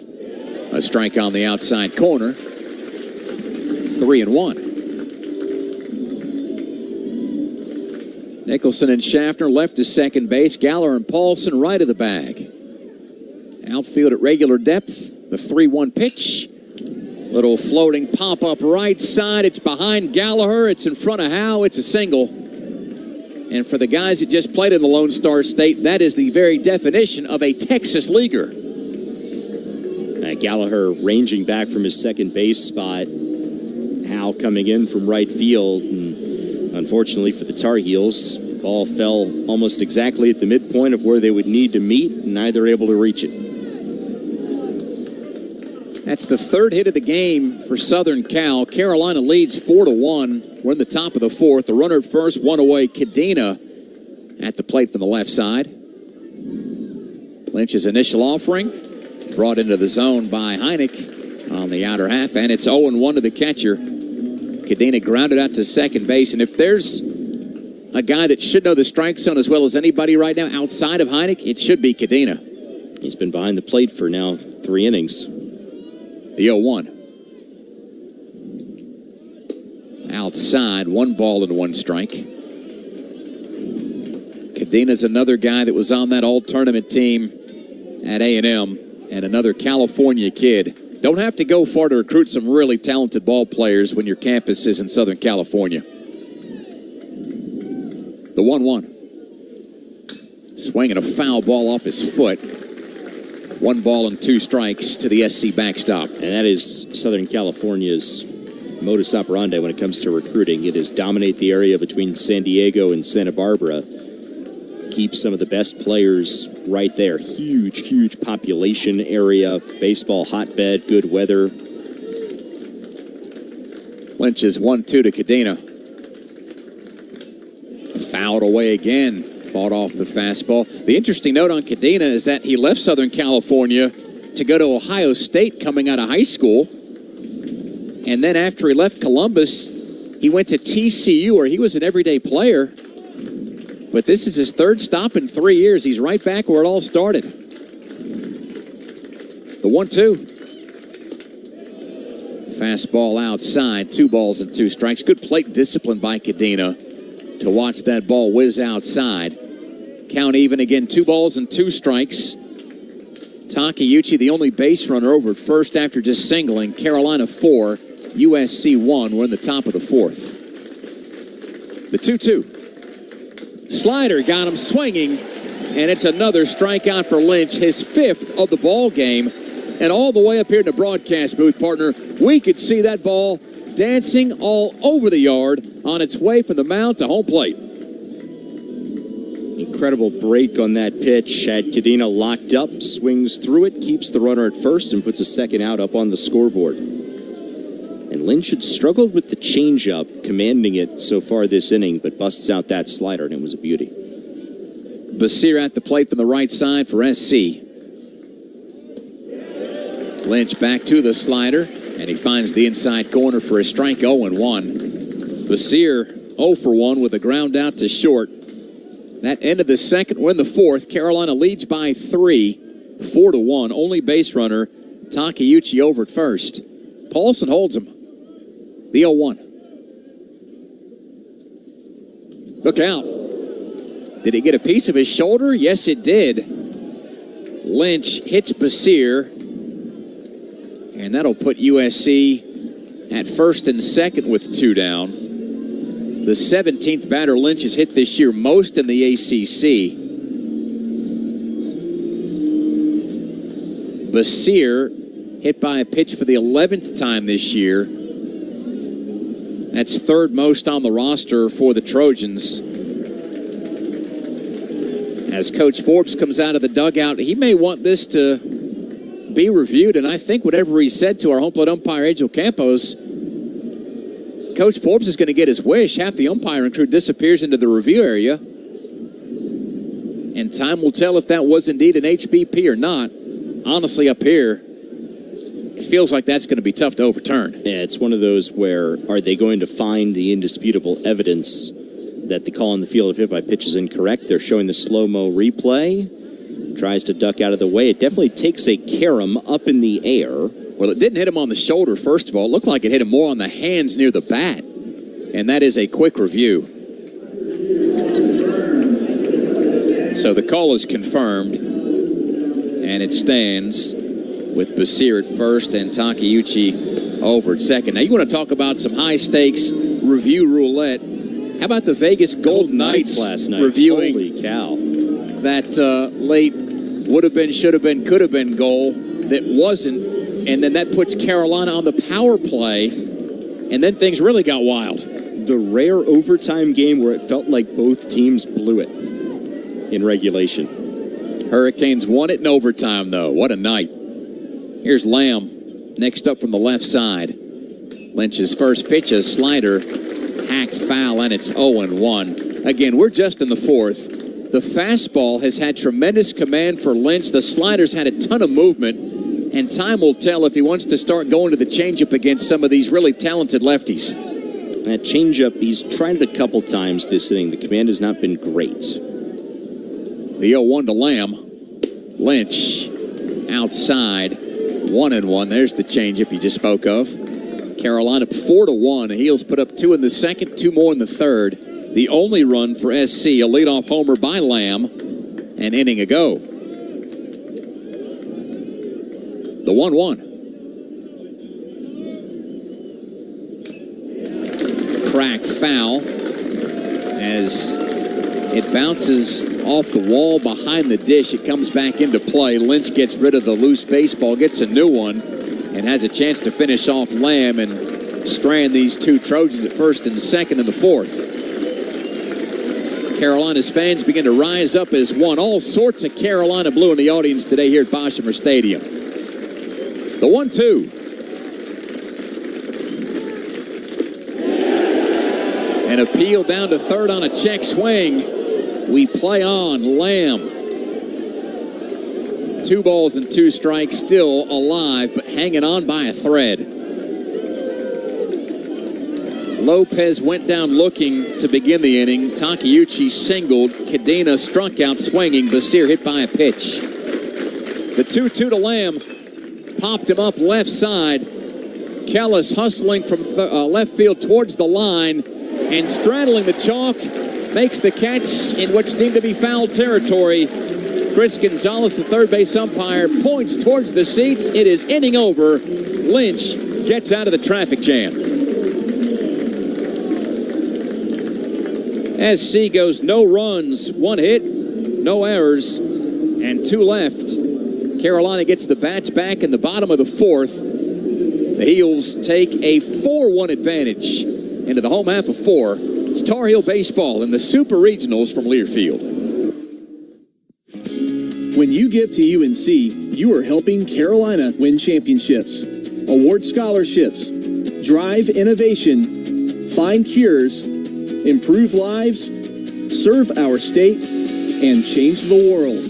To learn more about your impact and the power of giving to Carolina, visit giving.unc.edu. That's giving.unc.edu. Thank you to our generous donors, and go Heels. You said you'd never buy your kid candy from the checkout aisle. Or forget extra diapers. You'd never lick your thumb to clean their face. Never, ever become a minivan mom. So when you say you'd never leave your child in a hot car, know it can happen. Cars get hot fast, and kids can be at risk in temperatures as low as 60 degrees Fahrenheit. Never happens. Before you leave the car, always stop, look, lock. Brought to you by NHTSA and the Ad Council.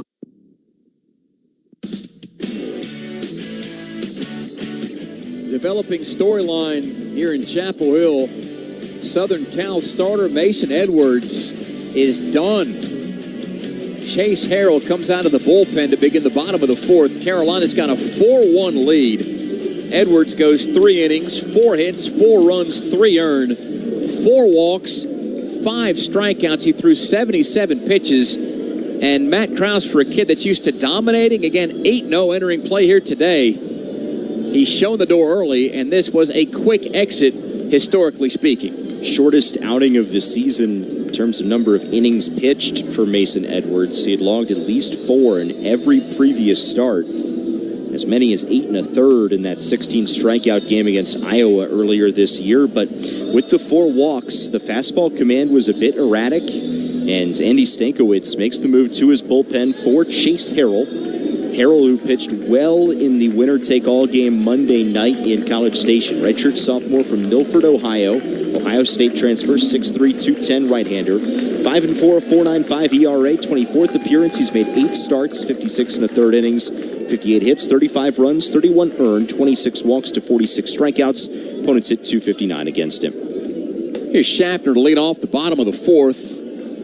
Righty on the mound, lefty at the plate. First pitch fastball at 91, called a strike, and it's 0-1 to the Tar Heels shortstop, who walked in the first, drove in a run with a single in the second. Carolina 4, SC 1 in the bottom of 4. Second pitch, glanced foul right side, and it's 0-2. The strikeout total as well for Edwards, I felt like that was all the rage for the entire week. Season low 4 against Lamar, 5 again today. 5 of the 9 outs he recorded. The 0-2 to Schaffner. Up and away.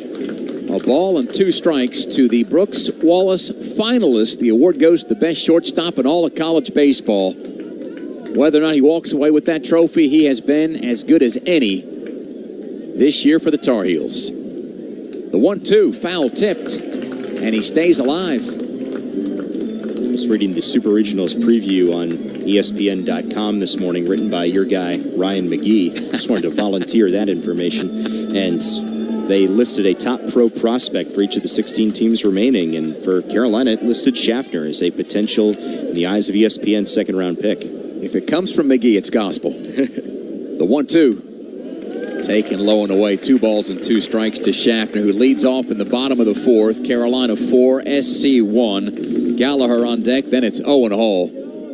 A talented triumvirate in Tar Heel land. The 2-2. Swinging a ground ball right side, backhanded by Lopez. Tells Harrell to stay put, takes it himself. 3 unassisted. He beats Schaffner to the bag by a full step, and there's 1 down. It's the first time today, Matt, the Tar Heels haven't had the leadoff man aboard. So check 1 in the box for Harrell there. Still a sharply hit ball, but USC, so we talked about a great fielding team. Now, it ended up costing them a run with an error last inning, but USC normally a very strong fielding team, and Lopez picked it well, won the foot race. Gallagher singled in the first, sac fly RBI in the second. First pitch, scream foul, and it's 0-1. Again, best out of 3 series. Whoever wins 2 first gets to Omaha. The Tar Heels trying to get back for the first time since 2024. The 0-1. Pitch in the zone, bounce foul left side. 0-2 the count to Gallagher. While USC has been to Omaha 21 previous times, they've not been since 1998. This would be a huge step for Coach Stankiewicz, still relatively early in his Southern Cal tenure. The 0-2. Off speed and outside. 1 ball and 2 strikes to Carolina's junior second baseman. With 1 down and nobody on the bottom of the 4th, Carolina has accrued a 4-1 lead on the visitors from L.A. Harrell comes set. 1-2 pitch. Got him with the slider. And there's 2 down. Interesting to see Carolina's adjustments here against Harrell, a right-hander, after you've spent so much time prepping for the lefty in Mason Edwards. And Southern Cal going with a different look here after Edwards was not as effective as they certainly hoped the first couple of times through the order. So Carolina so far, yes, Schaffner hit it hard, but grounds out. Then Gallagher struck out in a matchup that really went Harrell's way. Hole from the left side has walked and struck out. Harrell fires a strike, and the slider makes it 0-1. Carolina got 2 in the second, 2 in the third, leads 4-1 in the 4th. The pitch. Waist high fastball in for a strike. Hall behind 0-2. Just past 4:30 on a hot and steamy day in the Research Triangle for the Super Regionals. The 0-2. Miss with the fastball near the shoulders, and it's 1-2. There's some thought Southern Cal might go with Andrew Johnson, not the president, out of the bullpen as their first option today, but Johnson also could be the Sunday starter. 1-2. Slap shot by Hull, foul, opposite way, 1-2. For a guy that's hitting north of 370, it looks like it's such an unorthodox swing sometimes, but you just can't argue with the results. Sometimes results are a little bit better than process. Hall stands ready from the left side for the 1-2 pitch. Outside, 2 balls and 2 strikes. The swing itself, it didn't undergo a huge shift after Hull started the season 2 for 22, but there was just a little tweak in his stance that Coach Wiersbicky adjusted, and it's told the tale of an All-America type year. The 2-2. Left the fastball low. Matt, it's 3-2.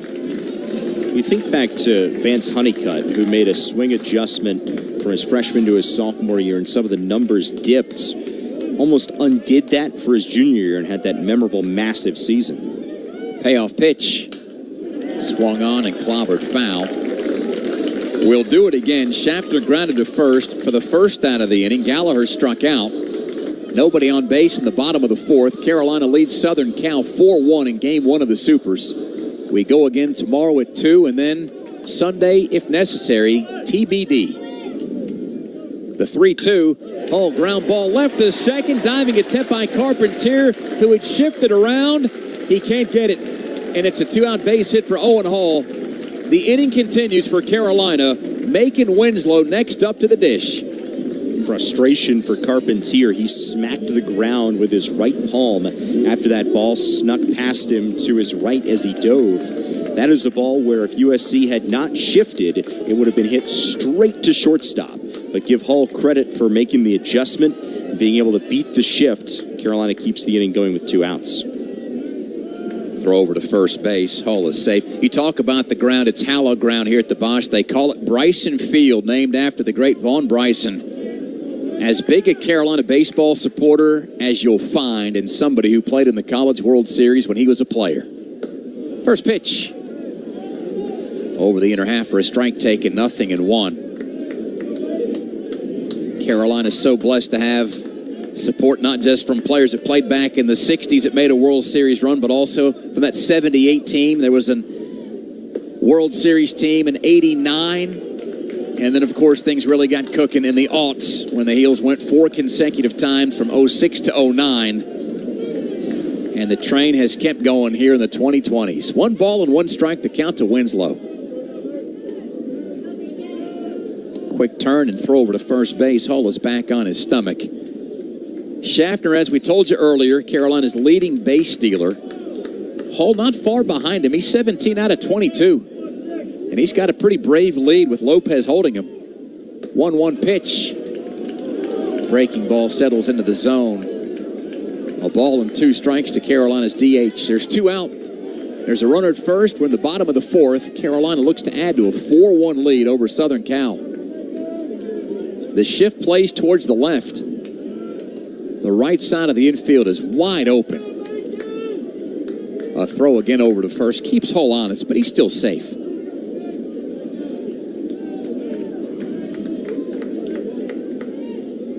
Harrell back to work. The 1-2 to Winslow. High, 2 balls and 2 strikes. Man, I'm looking at the rosin bag. Ordinarily, that thing's on the back of the mound. This is behind the mound on the grass, so much so that it's almost in play. It looks like another ball sitting out there. How about another throw over to first base? Hall is still extremely safe over there. And you just wonder, in the odd twists and turns of postseason baseball, if that little rosin bag on the rear of the mound left side becomes a factor. 2-2 pitch. Sailed into left field. Lamb waits and waits and waits. Gravity. It does its thing. It always does. And the inning is over. Carolina goes no runs, 1 hit, no errors, and Hull left stranded over at first. We played 4. Carolina leads by 3.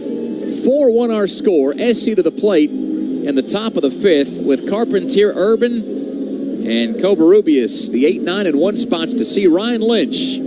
Carolina 4, Southern Cal 1 from Learfield. When you give to UNC, you are helping Carolina win championships. Award scholarships, drive innovation, find cures, improve lives, serve our state, and change the world.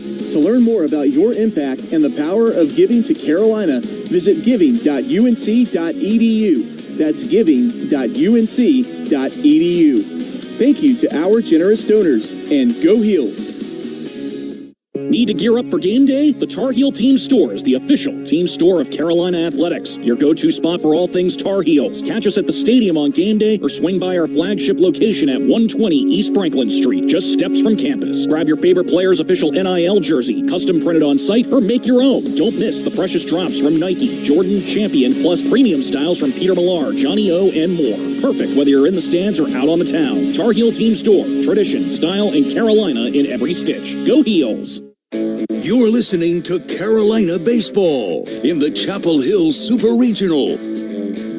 In baseball, you need a great game plan. Same with your health care benefits. That's why more people trust Blue Cross and Blue Shield of North Carolina, the state's most preferred health insurer. So put Blue Cross North Carolina on your team, official health insurance partner of Carolina Athletics. Matt Krause, my broadcast partner today. I'm Dave Nathan. Thanks again for making Carolina baseball a part of your Friday afternoon and maybe the evening as we creep deeper and deeper into this ball game. We start the fifth. Carolina leads Southern Cal 4-1. The 8th spot, Carpentier, 1-for-1 with a single against Ryan Lynch. First pitch. Fastball runs inside, and it's 1-0 to the righty. Carpentier, a junior out of Huntington Beach. The 1-0. There's a strike on the outside corner, 1-1. Great pier, by the way, in Huntington Beach, if you've not been there. Not been to Huntington Beach. Been to Manhattan Beach, Hermosa Beach, some of the hometowns on this Trojan roster. 1-1. Fastball down the middle, still touching 97 for Lynch. A ball and 2 strikes to Carpentier. Top 100 recruit out of California when he left high school. The 1-2. Slider. Where in the world did it go? It's a wipeout, and it's a swing and a miss, strike 3. 6 strikeouts in the game for Lynch, who has been absolutely dynamite through 4 1/3. Had those 4 strikeouts at the top of the order of the Lopez duo, Adrian and Augie.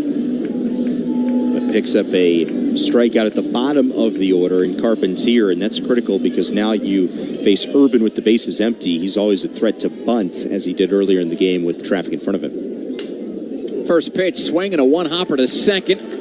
Good play by Gallagher. Easy throw to first. Paulson gives him a point. And there's an efficient 1 pitch and 1 out. Urban set down. There's 2 away in the top of the 5th. Lineup turns over to Avery Covarrubias. And Carolina still maintains a 4-1 lead against Southern Cal in Game 1 of the Super Regionals. Third trip through the order now for the Trojans. 3 hits and a hit batter in the first 2 times through. Righty-righty matchup between these two. Lynch starts him off with a slider. It's a strike. And it's 0-1 to Covarrubias. Just rolls off the tongue. Covarrubias. The 0-1. Back to the slider outside. It's taken. 1 ball and 1 strike. He was 3rd team All Big Ten last year as a sophomore. He's hit safely in 7 in a row entering the Supers here in Chapel Hill. The 1-1. Bouncing ball to short. Schaffner throws to Paulson, and another clean, tidy, pristine inning for Carolina in the field.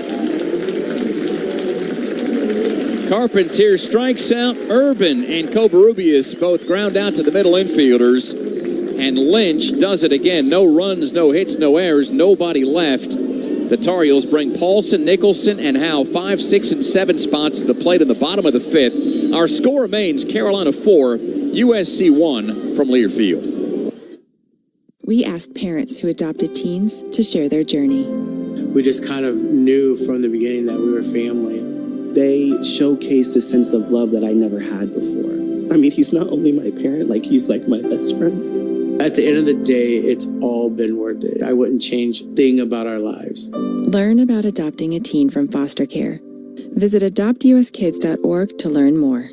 Brought to you by Adopt US Kids, the U.S. Department of Health and Human Services, and the Ad Council. Hey everyone, David Kahn here. It's time to play ball. The 2026 season is upon us, and the best way to get in the game is by listening to College Sports Now's official baseball podcast, Dugouts, Dumbbells, and Dingers. Each week, we'll have exclusive interviews with players and coaches that take you inside the locker room as we unpack the top stories of teams all across the country. We're delivering our best fastball, so step into the batter's box and tee us up. Available wherever you podcast on the College Sports Now feed or on YouTube. Just search Dugouts, Dumbbells, and Dingers.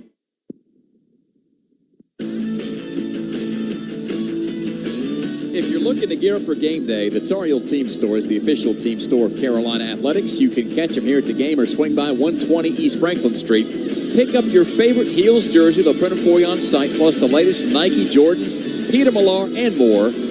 Go Heels. And there is a ton of Carolina gear around Bossamer Stadium today as we creep towards 5 o'clock on a Friday.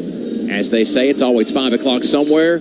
Somewhere is getting ready to be here in about 17 minutes. As we start the bottom half of the fifth, Carolina at the plate and in the lead over USC, 4-1. Trojans already into the bullpen after Mason Edwards lasted just the first three. Chase Harrell begins his second inning of work. Paulson leads off from the left side. First pitch drops low, and it's 1-0 to the Heels' first baseman. 1 for 2 with a huge RBI double and a run scored that came back in the third. 4 postseason games, 4 doubles for Eric Paulson. 1-0. High, 2 balls and no strikes.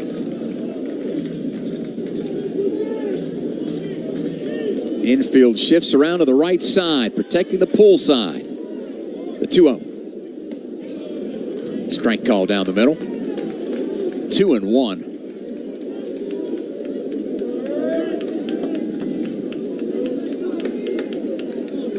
Harrell comes set, working from the middle of the bump. The 2-1 paints the black outer half. Fastball registers 2 balls and 2 strikes to Paulson, who leads off the fifth. Nicholson to follow, then Tyler Howell. Carolina up 4-1 in the bottom of the fifth. The 2-2. Off speed and inside. Paulson moved off the plate. The count is full. Tar Heel hitters really making USC pitchers work. Harrell's payoff. That's hit back through the middle, over the shortstop's head right at second base, and it rolls into right center field. Paulson, for a moment there, thought of taking 2. It's a wide turn. He holds up with the single. The leadoff man back aboard for the 4th time in 5 innings. Paulson's got his second hit, and that brings Nicholson to the plate. Another one just out of the reach of Carpentier. The diving play on the ground ball off the bat of Hull in the 4th inning is followed up by that line drive. Almost took the head off of Carpentier, almost took the head off of the second base umpire, Brian DeBrouwer. Keep your head on a swivel here at the ballpark. You just never know. Paulson with a lead off of first. Nicholson 0 for 2 at the plate. First pitch got loose from Harrell. And the breaking ball high and inside. 1-0 to Coop. Struck out to end the first. Carolina left him loaded in the first, then flied out to center in the third. 4-1 Heels in the 5th. Next pitch. Blasted foul right side. 1-1 to the Tar Heel third baseman. Nicholson got off to a slow start, but then had a 15-game hitting streak last month. Launched his average as he pops that up. Third baseman Takeuchi, just a step behind the infield cut, makes the catch about 15 feet off the bag on the dirt in fair territory. And there's one down. Nicholson retired for the 3rd time. So, you know, that was a pop-up right there. There was a little debate earlier about whether or not there was a pop-out or a line-out over to first base. But you're right, Matt. That left no doubt. Pop-out all the way. They need to invent a loop out. You can make it an acronym. Line out, pop out, an LP, a loop out. Howell next up to the plate. Takes a swing, cracks the first pitch in the sky, but foul left side, and it's 0-1. Listen, we're going to play interleague baseball and have all these new fancy schmancy analytics and whatnot. We can certainly adjust how the game is scored. You have your ABS. I'll take my loop out. Paulson extends off the bag at first. The second pitch to Howell. High and away, 1 ball and 1 strike. There's 1 down in the bottom of the 5th. Carolina has led 4-1 since the 3rd. SC in the bullpen with Chase Harrell on the bump. Ryan Lynch has pitched a gem so far for Carolina. 1-1. Off speed and wide to the lefty. 2-1 the count to Howe. Lynch started a couple games last year, or appeared in a couple of games last year in the regional against Oklahoma, and then pitched in the Supers against Arizona. The 2-1. There's a strike at the knees. Fastball makes it 2-2. Lynch was on the all-regional team last week here at Boshamer Stadium, thanks in part to that 7-inning, 2-hit beaut against VCU that the Tar Heels won 8-zip. The 2-2, slow bouncer to first base. There's Lopez throwing to short for 1, back over to first, not in time. It's a 3-6 fielder's choice. Carolina's situation hasn't improved.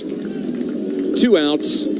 Howe at first and Heineck to the plate with the Heels up by 3 on the Trojans.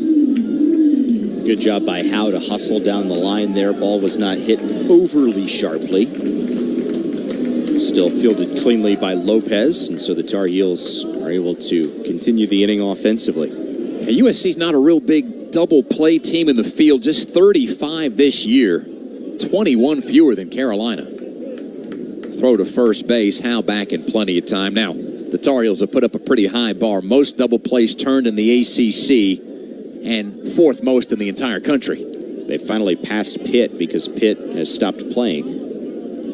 Another throw over to first base and another safe call. Yeah, Pitt gave it a go through the conference tournament, and one can only wonder if it had beaten Carolina, would it have cemented a spot in the field of 64? We'll never know. Never know. Pitch to Heineck. Swing and a miss versus the slider. 0-1. Now, I said for a long time, to go 11-19 in any league, that's a big hill to climb to convince the committee that your resume, no matter what you do at the end of the season, is good enough to garner admittance into this thing. The 0-1. Slashed foul, and it's 0-2. Well, Pitt was hanging their hat on metrics and RPI. This USC team was number 9 in the RPI at the end of the year, and yet was not particularly close to the hosting discussion. By NCAA seed, they were in that second group of 4 that did not host. The 0-2 to Heineck. Instead, a throw over to first from Harrell. Howe dives back in. Lopez holds the runner at first. Second baseman Covarrubias at his normal spot. Carpentier and Takeuchi on the left side. The 0-2. Up and in. 1 ball and 2 strikes. The count to Heineck with 2 away. We're in the bottom of the 5th. Carolina has a 4-1 lead on USC in Game 1 of the Supers. You win twice this round, you go to Omaha. The 1-2. Heineck. Solid blast. That's deep left center. It is one-hopping the wall. Howe speeds around second. Coach Forbes waves him from third. The throw is cut off at the mound. 2 out. RBI. Double.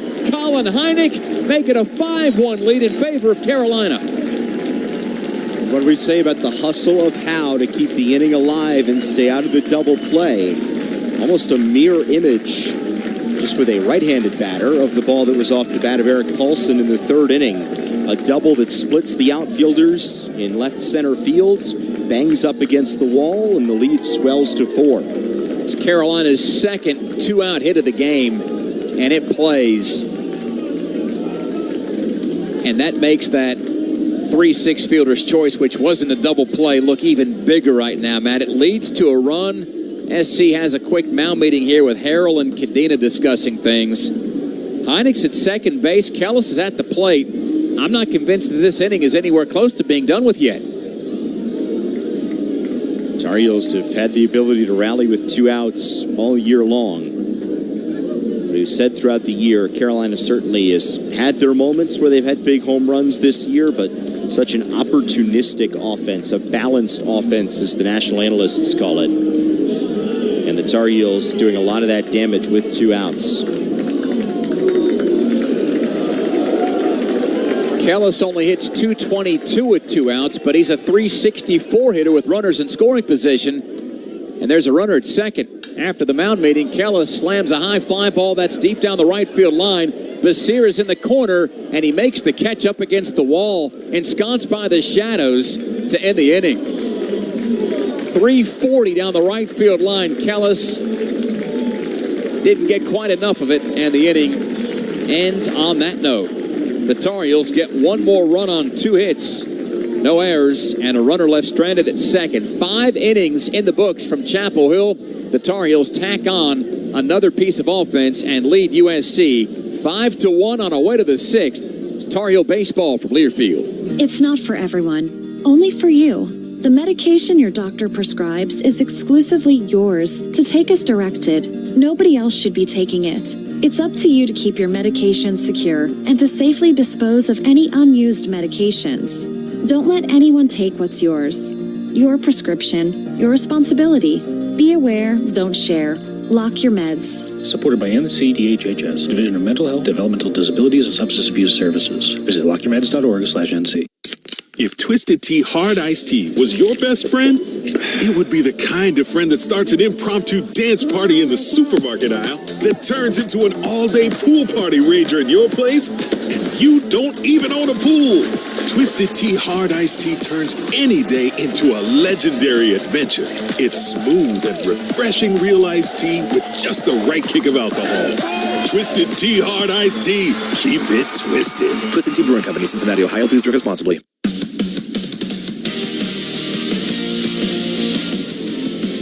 Ryan Lynch has been a huge character in today's game as we go to the 6th. Carolina 5, USC 1. The Tar Heels starting pitcher has allowed just 1 run on 3 hits while striking out 6 and not walking anybody. His pitch count still relatively low at just 75. And how about the command, partner? 51 of those 75 pitches have been in the strike zone. Fastball command's been really, really good. The slider's been an effective put-away pitch throughout this outing for Lynch. It's really been only the changeup command that hasn't been there at times for him today. But knowing Lynch as we do, when that fastball command is working, it means he's going to pitch pretty well. Adrian Lopez leads off from the right side. Lynch begins him with a slider. It's taken for a strike, nothing, and one of the first baseman who's 0 for 2 with a couple of strikeouts today. Lopez bats second in Coach Stankowitz's order. The 0-1, clip foul, and he's in a hole, 0-2. Adrian Lopez at the plate. Augie Lopez, the DH on deck. Kevin Takeuchi also due up this frame. We're in the 6th, 5-1 Carolina. USC trails by 4. The 0-2. Lynch reared back and put everything he had into that fastball, which was low and outside. 1-2, and I mean everything. I mean, we're still sitting 96 on the radar gun.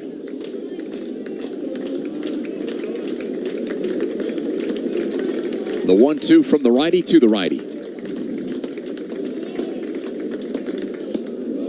Again wide, 2 balls and 2 strikes. And when you think about these power pitchers, you're going to hear the term big arm, but Lynch's lower body, I mean, we're talking tree trunk legs.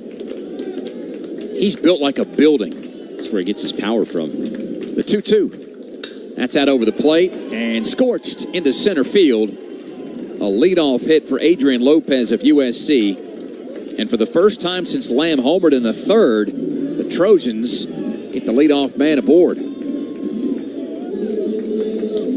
Important spot in this ball game. Carolina's opened up a 4-run lead. Still a ways to go. Tar Heels still have to find their way to 12 more defensive outs. 3rd trip through the order for Lynch. You're facing the top of the Trojan order. See if we can induce a double play ball here. It's Augie Lopez, left-handed hitter. Lynch from out of the stretch. There's a line shot into right field. Carter French, who's just been inserted into the lineup, keeps that in front of him. Adrian Lopez moves to second. Augie Lopez gets to first. 2 on for SC. Takeuchi next up at the plate. And it looks like Walker McDuffie might be milling about in Carolina's dugout. In the bullpen. I had an eye on the bullpen before that Lopez single, and sometimes it's what's not going on that can tell you the story. And there was nothing going on, which is what the Heels think of Lynch so far. Here's the first pitch to the righty.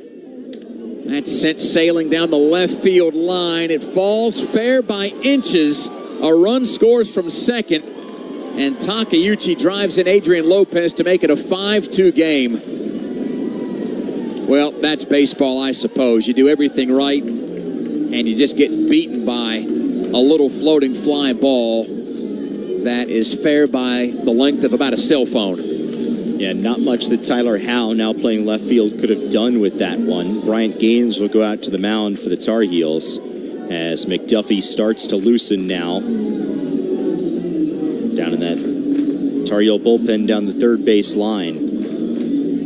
We said, impactful spot in this game, Dave. Tar Heels almost felt like they had, their hand on the throat of the Trojans, try and strangle them away and grab complete control of this game, but USC throwing a counterpunch. It's what they did all last weekend in College Station. And these moments where the starter is tiring out and you're at the point where it's close to a transition to the bullpen, these are these high leverage pivot moments in ball games. And if Carolina can limit this damage somehow to just a single run in the sixth, you're going to feel really good. Meanwhile, USC bring the tying run to the plate and Lynch staying in the game. Takeuchi at first, Lopez at second. Carolina 5, USC 2. We're in the top of the sixth. Pitch count for Lynch, 82. And here's Cadena, 0 for 2 with a ground out to second and a strikeout. Nicholson plays in on the grass at third. The pitch to the lefty. Fastball down the middle, called a strike. It's 0-1. Three consecutive singles for USC in the sixth. Nobody out, 2 on. The 0-1. Another hot grounder. That's one hopped into the glove of Paulson. He sells out, keeps it on the infield, picks himself up, and beats Cadena over to first base for the first out of the inning. While that was happening on the right side of the infield, Lopez gets to third. Takeuchi gets over to second. Could have been a real disaster if it got past Paulson, but it didn't. And Basir to the plate, 0 for 1 with a ground out to Schaffner, who was also hit by a pitch. First base open, second and third for the Trojans in the sixth. The Heels holding a tense 5-2 lead. Righty-righty showdown between these two. Lynch delivers outside. The slider makes it 1-0. Interesting to see how Lynch approaches this against Basir, who, among qualified players, leads USC in average. You have first base open, and a walk could set up a double play. The 1-0. Backdoor slider catches a piece of the inside corner. 1-1 on the take by Basir. Hit sixth in the lineup, but all parts of this lineup have played a little for USC. Trailing 5-2. Carolina leads in the sixth. The 1-1. Another slider. That's yanked foul, and it's 1-2 to Basir. So here's your spot. If you're Ryan Lynch, you've got the overpowering fastball, you've got the wipeout slider, and a changeup I think would knock everybody on their seats. The toolbox is wide open. What'll it be? The 1-2.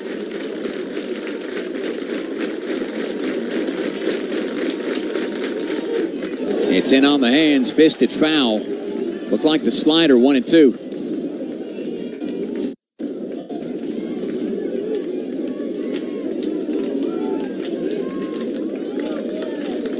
Adrian Lopez has already come in to score this inning. Augie Lopez at third. Kevin Takeuchi at second. First base open with one down in the sixth. SC down 5-2 to Carolina. Lynch's next 1-2 to Basir. Struck him out looking over the outside corner. A pitch he had to make. He made it look easy, and there's the second out of the inning. High wire act, and that's the way Ryan Lynch's day will end. Scott Forbes out of the third base side dugout. And a pitching change going to be made here with 2 outs in the 6th. It'll be 5 2/3 for Ryan Lynch. His 7th strikeout ending the inning, or rather ending the outing. Book will still be open on him with the 2 runners in scoring position. And Coach Forbes bringing in Walker McDuffie to face Andrew Lamb, who's already homered today. Ryan Lynch, 3rd team All-ACC, was otherworldly today against SC. And when he gets ready to exit, we're just going to be quiet so you can listen to the melodious tunes of Carolina's fans saluting this kid who comes back into the dugout.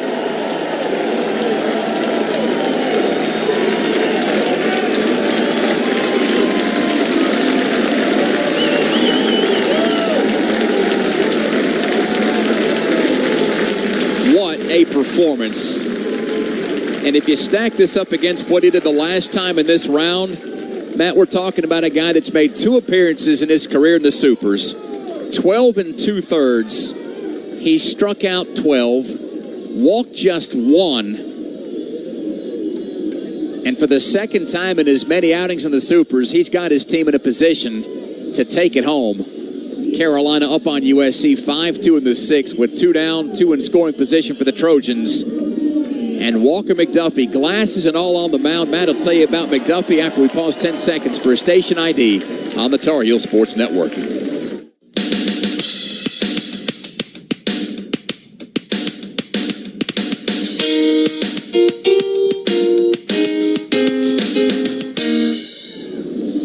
Walker McDuffie takes over on the mound for the Tar Heels, Carolina's leader in appearances this season.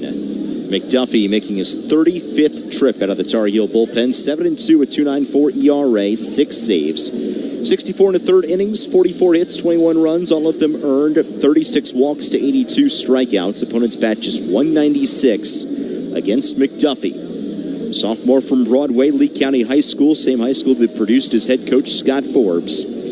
Comes in a tough spot in this game. Runners 2nd and 3rd, but there are 2 out. Facing the left-handed hitter Andrew Lamb. Carolina, throughout this postseason, ACC tournament, into the regionals, now the Supers, it seems as if the Heels are trying to stack McDuffie on the back end of Lynch and Glauber on the back end of DeCaro. Obviously, if Carolina needs to go to Caden Glauber today, would imagine they wouldn't hesitate to do so, but an interesting note here. Lamb 1 for 2. He had the earlier homer. He's at the plate from the left side against the righty McDuffie, who tries to see us into the bottom of the 6th. McDuffie readies to deal. First pitch, foul tipped, and it's 0-1. Lamb grew up in Coto de Caza, California. Matt, I know you're fluent in Spanish. That translates to hunting reserve. The 0-1.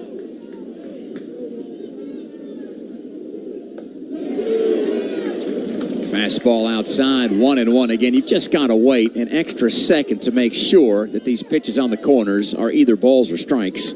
That was a ball, and the count even 1-1. 2 out in the 6th. Carolina up 5-2. Trojans at 2nd and 3rd. Next offering. Missed away.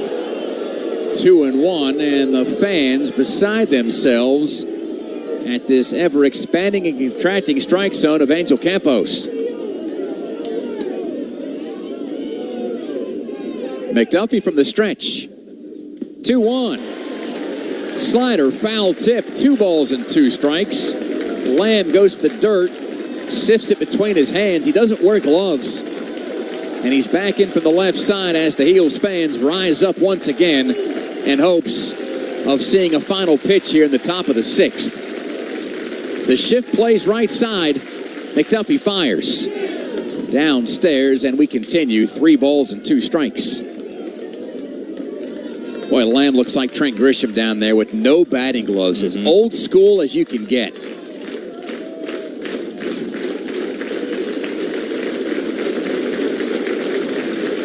3 balls and 2 strikes. The count to Lamb. 2 on, 2 down in the 6th. Heels up 3. The pitch. And he missed outside. Bases loaded. Ball 4. So Lamb heads down to first. Takeuchi stays at second. Lopez remains at third. And the 8th spot due up, it's Dean Carpentier, who singled in the 3rd and then struck out in the 5th. We're in the 6th. Our score, Carolina 5, USC 2 in Game 1 of the Supers. The winner today in the catbird seat when we start at 2 o'clock tomorrow. Righty-righty matchup between these two as McDuffie delivers. A strike over the outside corner. Went off speed, and it's 0-1. Boy, the wind has slowed, but the intensity has ratcheted up. Big, big moment for these two programs seeing their way through the postseason. The 0-1. Out over the plate, blasted in the sky, deep to left field. Howe is back at the track, and that is gone. A grand slam home run for Carpentier. USC vaults in front of Carolina, 6-5 in the 6th, and all the work that Lynch and the Tar Heels had done through 5 is undone with one big swing. Andrew Lamb worked the walk, and Dean Carpentier with just his 4th home run of the season, Dave. And Ryan Lynch will take a no decision this afternoon.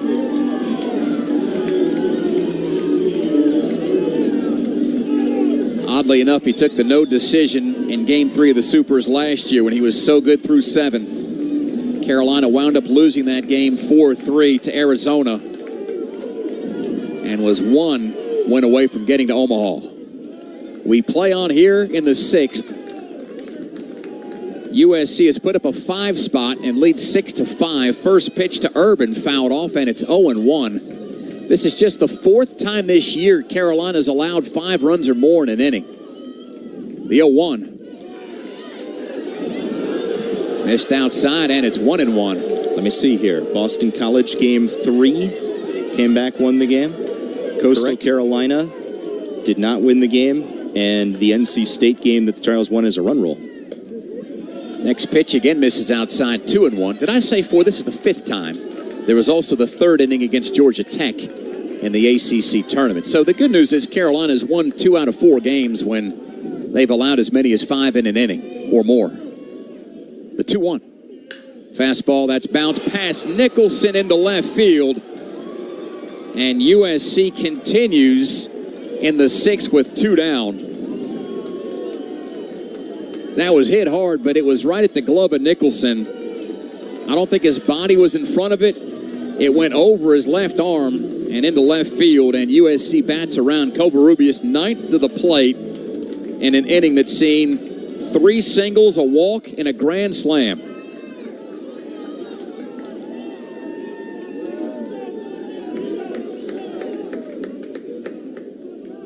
The first pitch, outside.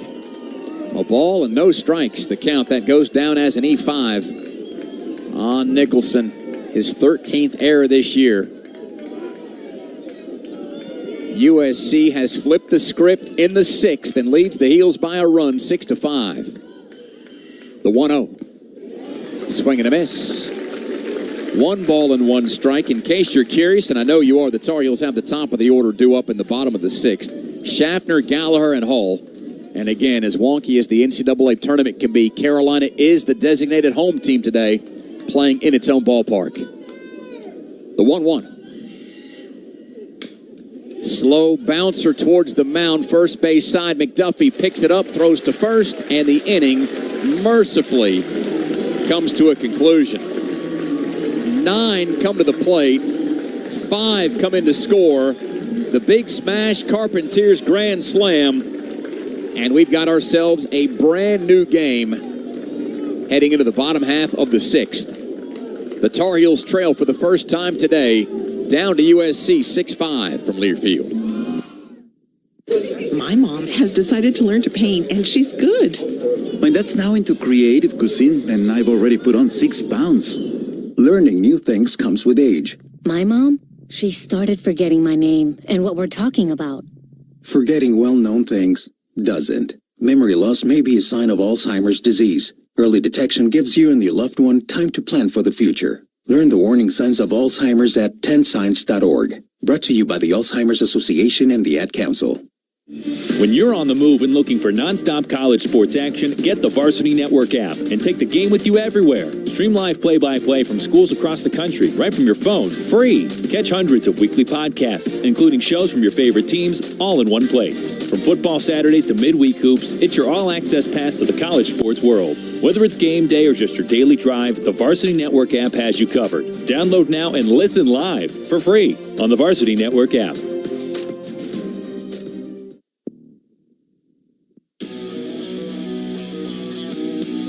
Dave Nathan, Matt Krause back here in Boshemer Stadium where this ball game's just been turned on its head.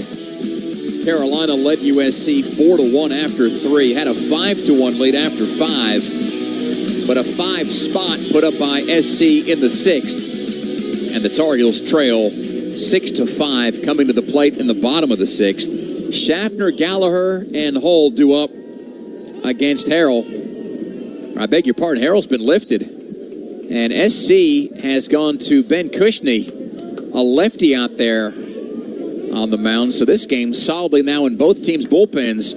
Matt, I just got a sneaking suspicion, despite the fact we're in the 6th, we are just getting started. Yeah, this game feels like it has a long way to go and perhaps some more twists and turns. 18th appearance of the season out of the bullpen for Cushney. No record, a 1.66 ERA, 21 2/3 innings. So not a lot of length from Cushney this year. 14 hits, 5 runs, 4 earned, 8 walks, 13 strikeouts. Opponents, blink and you'll miss it, hit just 182 against the left-hander Cushney. Tar Heels fans doing their best to get this team back into it. A lot of air came out of this ballpark in the top of the 6th. But again, we are far from over.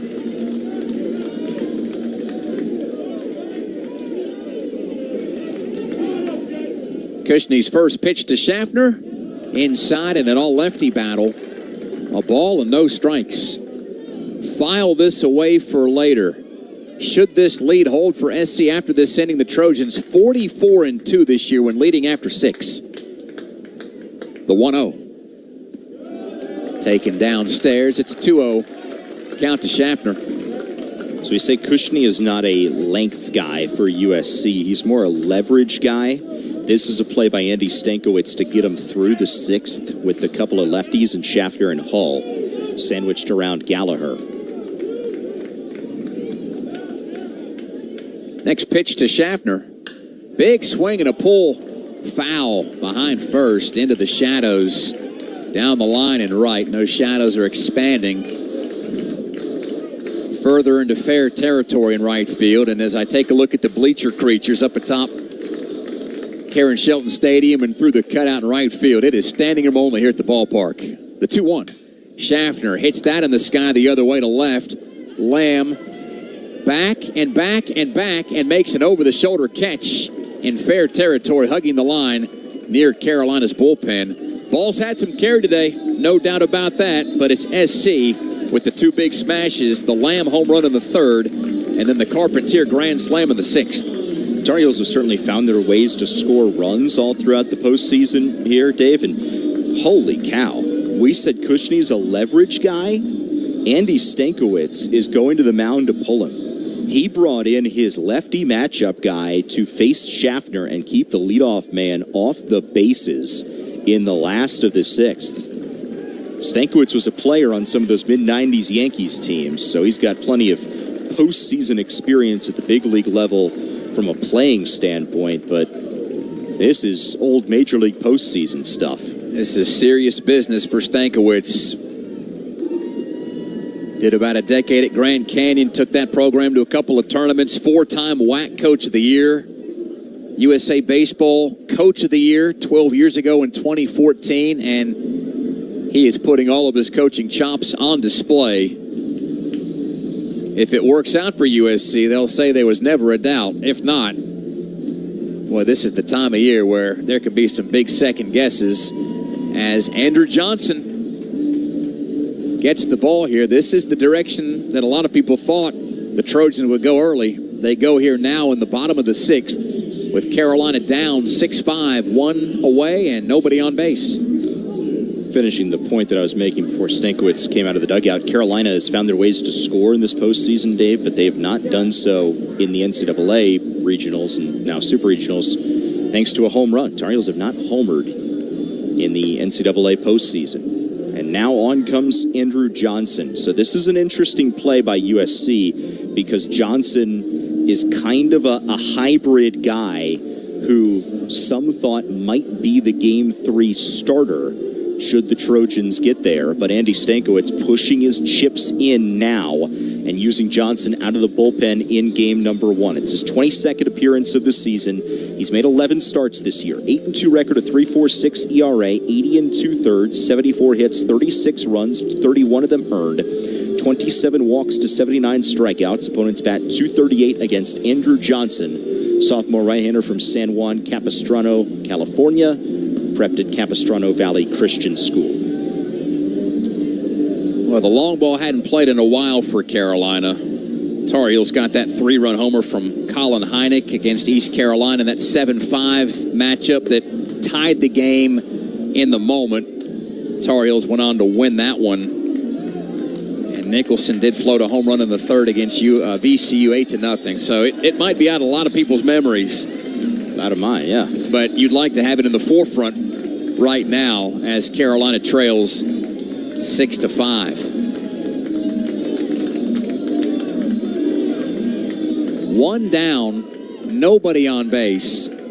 A righty-righty matchup between Johnson and Gallagher. First pitch, Gavin flies it foul off to the right, and it's 0-1 to the second baseman who singled back in the first. Had what we thought at the time was a big sac fly in the second, and then struck out in the 4th when Harrell was on the mound. It's now Andrew Johnson. The 0-1. Hard grounder over to short. Hoovered up by Carpentier. Throw to first. A little low. It's plucked out of the dirt by Lopez with the backhand. And there's 2 away. Seamless defense for USC so far this inning. Here comes Owen Hull. Singled back in the 4th. Walked in the 1st. Struck out looking in the 2nd.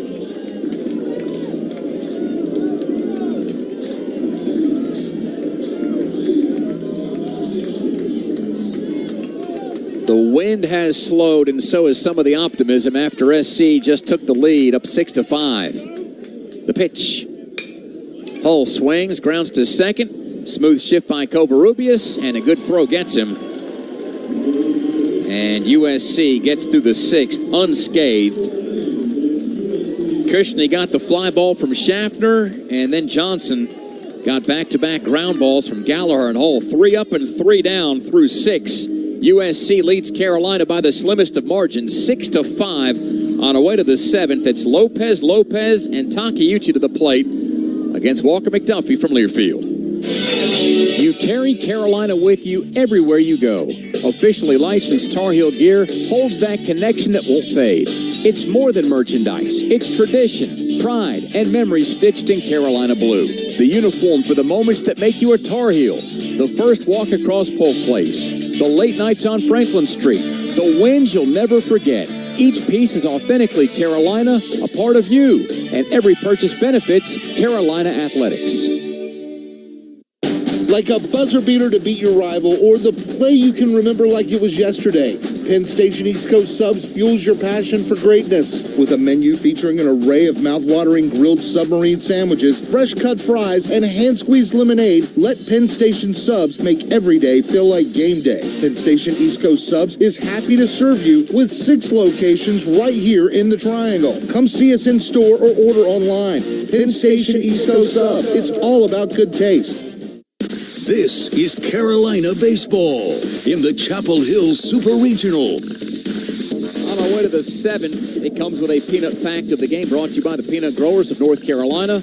North Carolina is proud to rank among the nation's top peanut producing states and is #1 in roasted in-shell ballpark peanuts. Those game day peanuts come from family farms right here in our state. NC Peanuts are always a hit and proud supporters of Tar Heel baseball. Visit aboutpeanuts.com to learn more.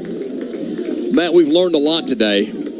Chief among them, no lead is safe. USC once down 5-1, put up 5 runs in the 6th, and now leads Carolina 6-5 as we start the 7th with McDuffie on the bump and Adrian Lopez, who started off the 6th with a single at the plate. The first pitch. Fastball high, and it's 1-0 to the first baseman, Lopez. 1 for 3 with that single, a run scored, and a pair of strikeouts.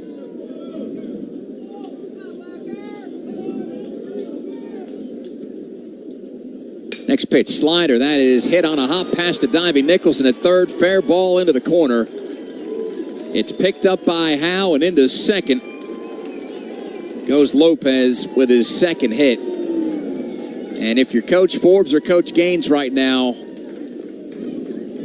how much are you considering going back into your bullpen where Matthew Mateus, with no hat on, is up and throwing hard? I think the fact that it's Mateus throwing hard answers an important question. Obviously, Carolina is currently trailing in this game and needs to come back in order to win said game. Obvious statement, but true.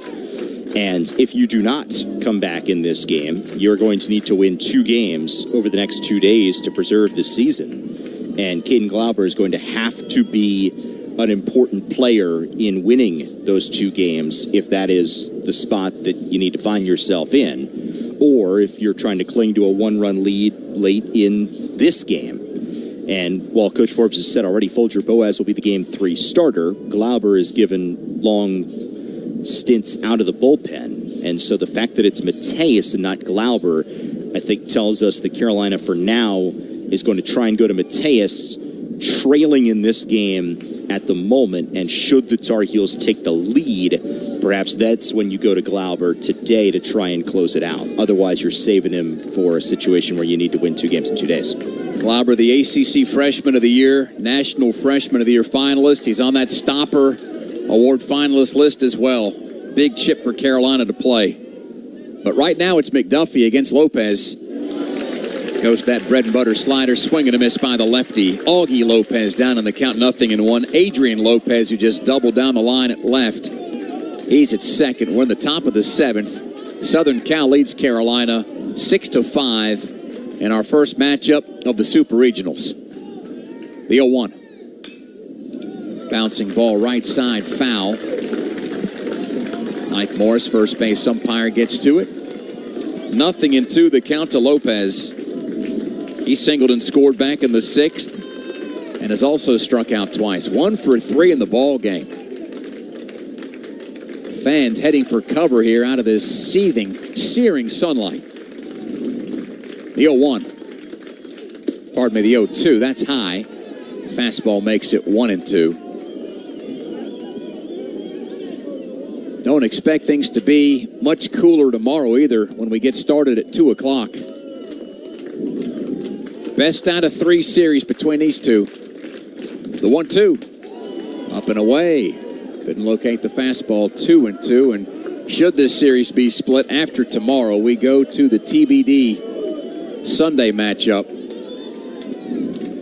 A lot of ball to be played between now and potentially then, though. The 2-2. Fly ball hit down the line in right field. It's into the shadows. French gets to it on a hop. SC puts up the stop sign at third, and it's 1st and 3rd for the Trojans. Lopez held to a long single. And Takeuchi, the cleanup hitter, due up next. So since McDuffie came into the game, he walked Lamb, gave up the grand slam to Carpentier. Urban reached on the air before Covarrubias grounded out. Both Lopez's have notched base hits in the 7th, and SC angles for a bigger lead, already up 6-5 as Heineck comes out from behind home plate and relays some signs around the diamond. Conservative play there from Andy Stankiewicz, head coach and third base coach for USC, and holding up the runner Adrian Lopez.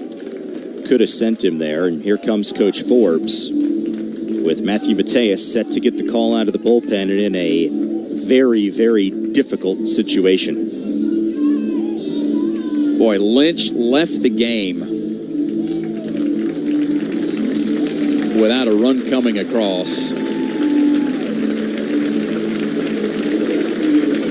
And McDuffie exits with Carolina down 6-5. So Lynch's final line, 5 2/3, 6 hits, 4 runs, all earned. No walks, 7 strikeouts. McDuffie goes just a third of an inning, 3 hits, 2 runs so far, a walk and no strikeouts. And here comes Matthew Mateus from out of the Carolina bullpen. Matty appeared in game 1 of the Supers 2 years ago against West Virginia when he went an inning, allowed a hit, an earned run, and took a no decision in Carolina's 8-6 win. Today, Matt, he enters in a very different spot with USC up 6-5 in the 7th and Trojans at the corners. 25th appearance of the season for Mateus, 3-0, a 5.08 ERA. Couple of saves this year for him. 28 1/3 innings, 29 hits, 16 runs, all of them earned, 10 walks to 35 strikeouts. Opponents hit .254 against Mateus. If the splitter is on, Mateus can be very, very effective. He's had an up and down season, bouncing back from the injury that terminated his junior year midway through.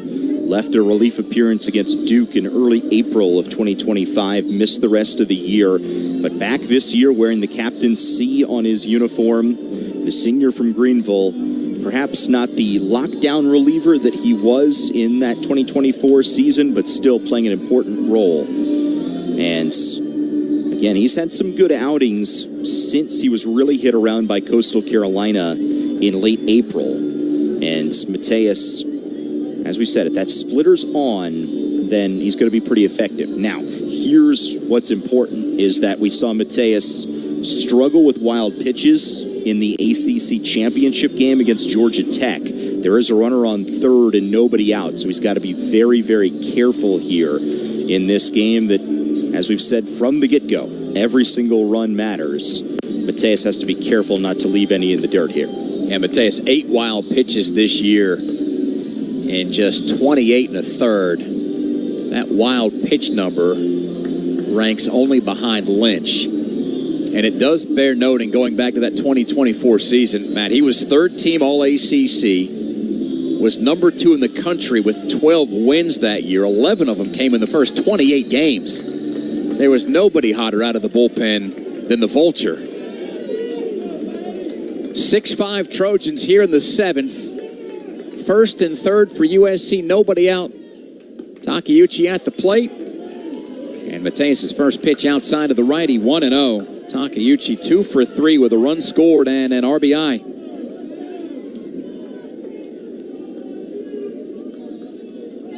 Paulson holds the runner at first. The 1-0 big over the top. And it's 1-1 on the swing and strike. The wind started out blowing straight to left. It slowed as those 3 flags in center barely gust to and fro. 1-1. High, 2 balls and a strike. Vulture Boaz up and throwing in the Tar Heel bullpen. Scott Forbes said yesterday in the pre-Super Regional press conference he would be the Game 3 starter. So interesting to see that. Here's the 2-1 from the righty to the righty. Wrecked foul. 2-2 to Takeuchi. High school All-American. I think this is still perfect. A 4.0 GPA. Sometimes I hear about these GPAs that are approaching 5. Mine never did on my best day. The 2-2. Low, taken, ball 3. With those hits earlier today, Takeuchi's hit streak is now at 9 in a row. SC up a run in the 7th. 2 on, nobody out. The payoff pitch. And Mateus walked, and that loads the bases.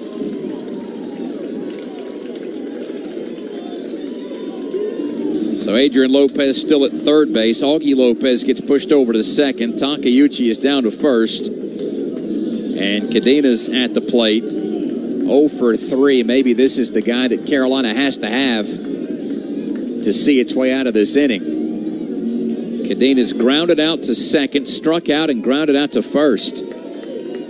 6-5 Trojans in the 7th. Bases loaded. The pitch to the lefty. Checks in at the letters for a called strike, and it's 0-1.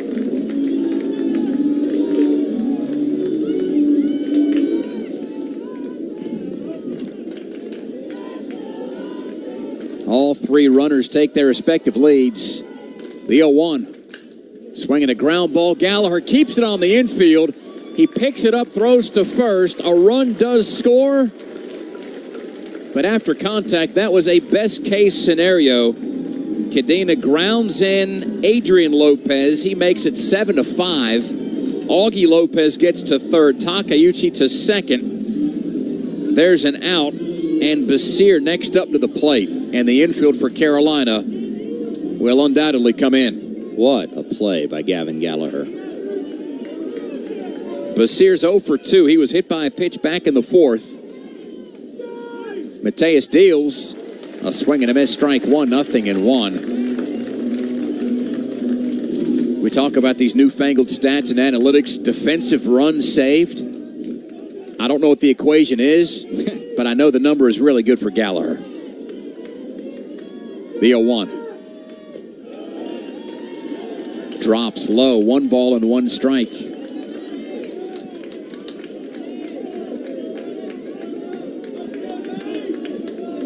(7-5). USC has scored the last 6 runs to go from down 5-1 to up a couple. The 1-1. Mateus serves that outside. 2 balls and a strike.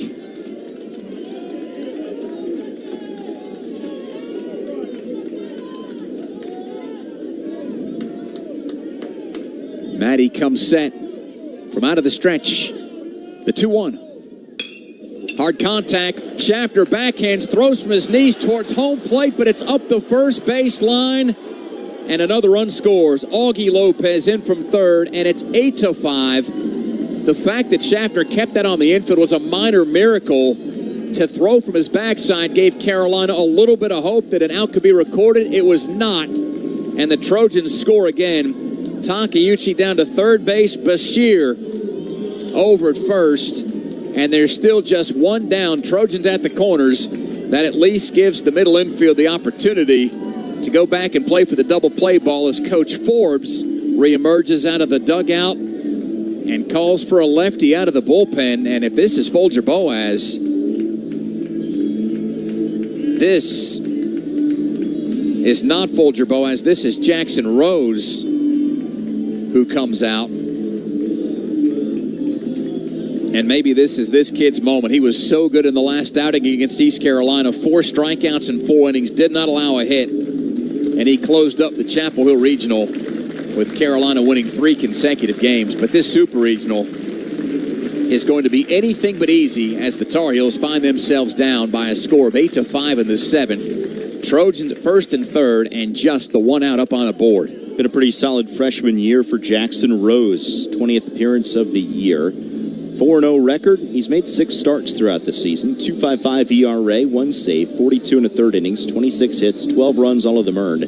22 walks to 39 strikeouts. Opponents bat .181 against the left-hander Jackson Rose, Woodstock, Georgia's finest, 6'3", 205. Rose with his 4 hitless innings out of the bullpen in the regional clinching game against ECU. So this preserves Boaz for being able to make the start on Sunday. And for now, Rose, who Scott Forbes did say after that game on Sunday, is better suited as a reliever than a starter. Kind of the opposite of what he said throughout the year about Folger Boaz. So Rose comes into this situation for a lefty-lefty matchup with Lamb, trying to induce an inning-ending double play ground ball here. Carolina had command of this game. I'd never say anything was totally under control, but the Tar Heels were up 5-1 after the 5th inning. Ryan Lynch started the 6th and surrendered 3 consecutive singles before Cadena grounded out. Basir struck out, and then McDuffie came in the game, and that's when the worm turned, as they say. SC put up a 5 spot in the 6th. 2 more have scored here in the 7th. And the Trojans lead 8-5. Basir winds up reaching on what scored a fielder's choice, gets an RBI.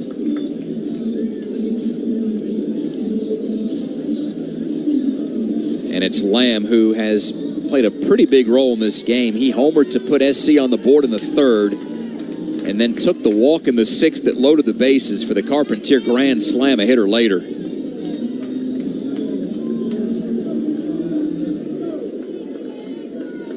Lefty-lefty showdown here between Lamb and Rose. Bunt shown, put down, and it's executed well. Takeuchi scores from third base, and the Trojans make it a 9-5 lead on the squeeze play by Lamb.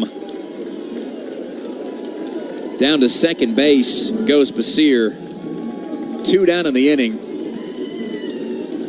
The hill gets bigger and bigger to climb for Carolina, down by 4 runs. This is as big a deficit as Carolina's faced since that final game in Charlotte against Georgia Tech in the ACC Baseball Championship. Not out of the woods yet here with Carpentier facing Rose. The pitch to the righty. Fastball over the inside corner. 0-1 to Carpentier, 2 for 3. He's driven in 4 of these 9 runs. The 0-1. Rack foul, 0-2 to Carpentier. Carolina's got Winslow, Paulson, and Nicholson, 4, 5, and 6. Due up after the stretch.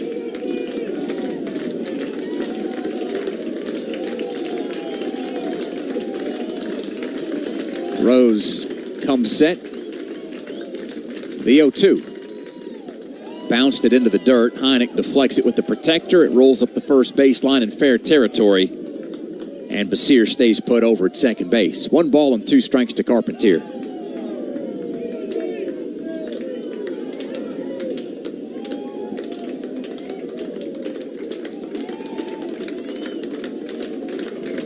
Rose is 1-2 after a peak to second. Inside. 2 balls and 2 strikes. Carpentier's hit streak is up to 6 in a row. And he's hit safely 9 out of his last 10. The pitch from Rose got him swinging, and the inning is over.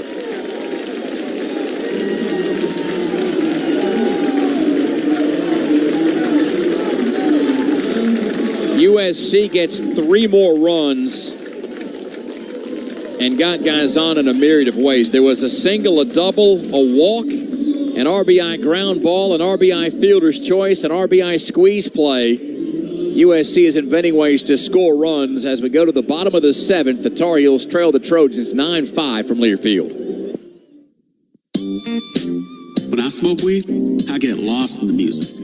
I like to isolate each instrument. The rhythmic bass, the harmonies on the piano, the sticky melody.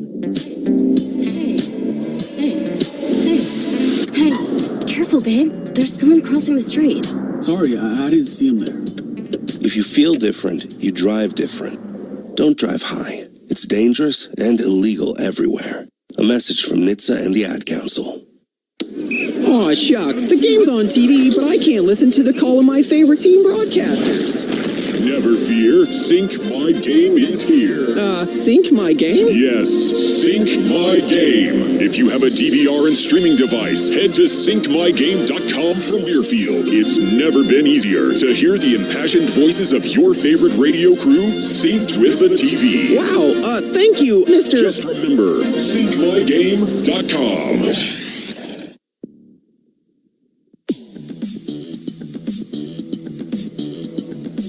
Along with Matt Krause, I'm Dave Nathan. Welcome back to Chapel Hill and Boshemer Stadium. It's been a rude welcome for Carolina since the 6th. SC has scored 8 of its 9 runs in the last 2 frames and leads 9-5. We go to the bottom of the 7th. Johnson still on the bump for Southern Cal. Winslow leads off. Paulson on deck. Then it's Cooper Nicholson.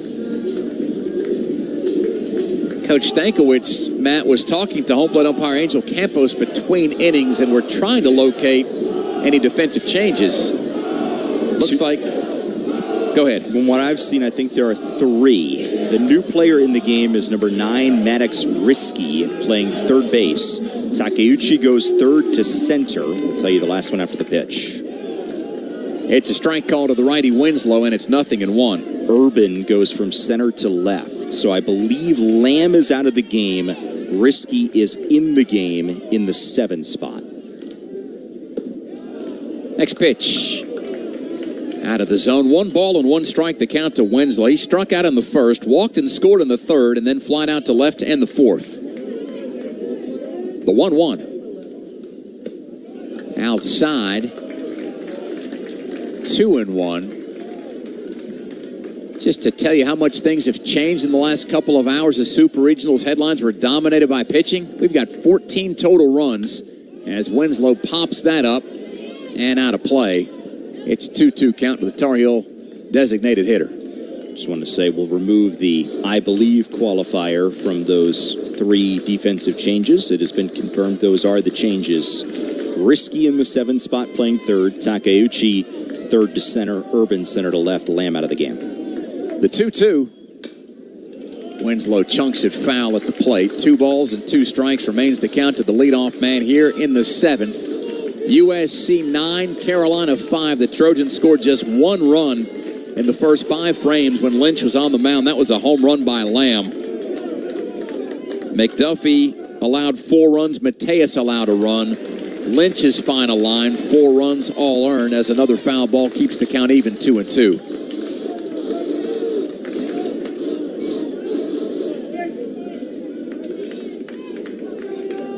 Johnson's next offering, upstairs, 3-2.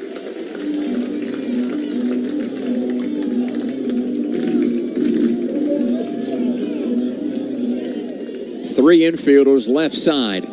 The payoff pitch. That ball's hit left side on a line, but right at the left fielder. Urban brings it down for the first out. Winslow caught a barrel, but hit it to Urban, F7. And here comes Eric Paulson. Gosh, I feel like we've said this all season, Dave, is that Macon Winslow feels like he leads the country in hard hit balls right at fielders. Paulson struck out in the first, had an RBI double and a run scored in the third, and then singled in the 5th. The pitch to the lefty. Gets a good piece of that. Line drive to left center, but over there to make the catch again is Urban. And 2 well-struck balls by Carolina, both been claimed in the outfield by Urban, who has seen a ton of action after getting the start in center. Here's Nicholson. He's 0 for 3. This is one of just 2 spots in the order for Carolina today that's not been productive. Johnson deals off speed, swing and a miss. 0-1. USC was ultra wobbly early, but super strong here late. The 0-1. Next pitch. Swing and a miss, strike 2. Nicholson behind in the count. Trojans have the 9, 1, and 2 spots due up in the 8th. As this game grows longer, it gets shorter. 0-2. Check swing, strike 3, and down he goes. That's Johnson's first strikeout and the 7th of the game by USC pitching. Carolina goes down in order for the 2nd consecutive inning, and it's 7 in a row set down by the Trojans, who have gone between 3 different pitchers to get that number. We go to the 8th. SC back to the plate, leading Carolina 9-5 from Learfield. Need to gear up for game day? The Tar Heel Team Store is the official team store of Carolina Athletics. Your go-to spot for all things Tar Heels. Catch us at the stadium on game day or swing by our flagship location at 120 East Franklin Street, just steps from campus. Grab your favorite player's official NIL jersey, custom printed on site, or make your own. Don't miss the precious drops from Nike, Jordan, Champion, plus premium styles from Peter Millar, Johnny O, and more. Perfect whether you're in the stands or out on the town. Tar Heel Team Store. Tradition, style, and Carolina in every stitch. Go Heels! When it comes to your home or business, you need a plumbing and HVAC team on your side. Count on the team that the Tar Heels trust with Brown Brothers Plumbing and Heating. Serving the community since 1933, our family is here to keep your family comfortable. Whether it is a leaking pipe, stopped-up drain, water heater issues, or HVAC needs, we are here for you. Our licensed professionals have the training and experience needed to alleviate your problems and get you back to playing ball. Call Brown Brothers Plumbing and Heating at 919-220-2554 or inquire at bpph.com, just as the Diamond Heels would. Dave Nathan and Matt Krause saying hello from sunny and warm Chapel Hill. The outlook has gotten a little gloomy, though, since we started the 6th. USC got 5 runs, including a grand slam in the top of the 6th, and then played it 3 more in the 7th, and has assumed a 9-5 lead on Carolina as we begin the 8th. Jackson Rose is still on the mound for Carolina. Walter Urban is set to lead off. And once the regionals played out, Matt, you took a long look at the left side of the bracket where the Tar Heels are positioned. Things look really favorable for any of those teams, but the first thing you got to do is win a couple of super regional games to get to Omaha. That's very true. UCLA, the number 1 national seed, is out.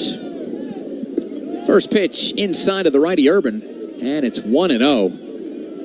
An earlier game today saw West Virginia knock out Cal Poly 12-2. Mountaineers 1 win away from getting to the College World Series. The 1-0. Swing and a miss at a high fastball. 1 ball and 1 strike.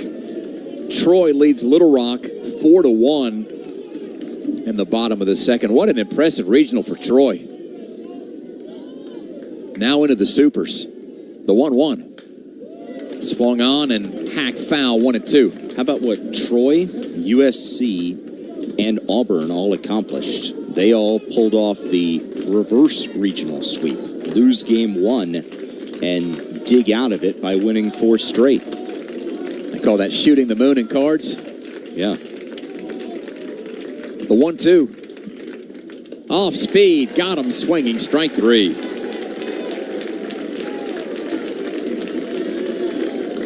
Rose strikes out consecutive Trojans. So the main priority for Carolina is to keep the run total for USC at 9 and then collaborate on some sort of a comeback in these final frames. Covarrubias next up, takes a swing and fouls it off. 0-1 to the Trojan top man in the lineup. He's 0 for 4, though. Not gotten the ball out of the infield today. SC up 9-5 in the 8th with 1 away and the base is clear. The pitch from Rose. Inside. 1 ball and 1 strike. Covarrubias has hit safely in 6 out of his last 7. The 1-1. Foul tipped into the glove of Heineck, and he's behind in the count 1-2. He had 3 multi-hit games in the College Station Regional. Finished 7 for 20 with 3 extra base hits. The 1-2. How about another strikeout? Rose, swing and a miss. Covarrubias goes down. And I don't think there's any question, Matt. We're seeing a kid grow up big time on the main stage. That's Jackson Rose. Rose was fantastic in one of Carolina's sneakier, more important wins of the year, a 14-inning win against Campbell. Very good Camels team in a game that was played late on a Tuesday night, March 31st. Game went so late it dragged into the month of April. Rose tossed 6 shutout frames that night, and it was kind of his arrival. So we're back to work, and Adrian Lopez drives the first pitch deep to center field. Hole races back, finds the track, sets up, makes the catch, and the inning is over. Well, that's the first out that Rose has recorded in the last 4 hitters. It wasn't a strikeout. It plays 3 up and 3 down. USC goes quickly and quietly in the top of the 8th. It's up to the bats now for Carolina to show some life with Hal Heineck and the 9-spot Carter French, we think, will be at the plate in the bottom of the 8th. USC has a 9-5 advantage on Carolina here in Chapel Hill in Game 1 of the Supers from Learfield. Hey, Dad, how do airplanes fly? What's in this box? Is this tree good for climbing? How are babies made? What does this thing do? Kids are curious about everything, including guns. Talking to them about gun safety in your home is a good first step, but you can do more. Always keep your guns locked, unloaded, and stored separately from ammunition. Safe gun storage saves lives. Learn how to make your home safer at endfamilyfire.org. That's endfamilyfire.org. Brought to you by End Family Fire, Brady, and the Ad Council. Hey everyone, David Kahn here. It's time to play ball. The 2026 season is upon us, and the best way to get in the game is by listening to College Sports Now's official baseball podcast, Dugouts, Dumbbells, and Dingers. Each week, we'll have exclusive interviews with players and coaches that take you inside the locker room as we unpack the top stories of teams all across the country. We're delivering our best fastball, so step into the batter's box and tee us up. Available wherever you podcast on the College Sports Now feed or on YouTube. Just search Dugouts, Dumbbells, and Dingers.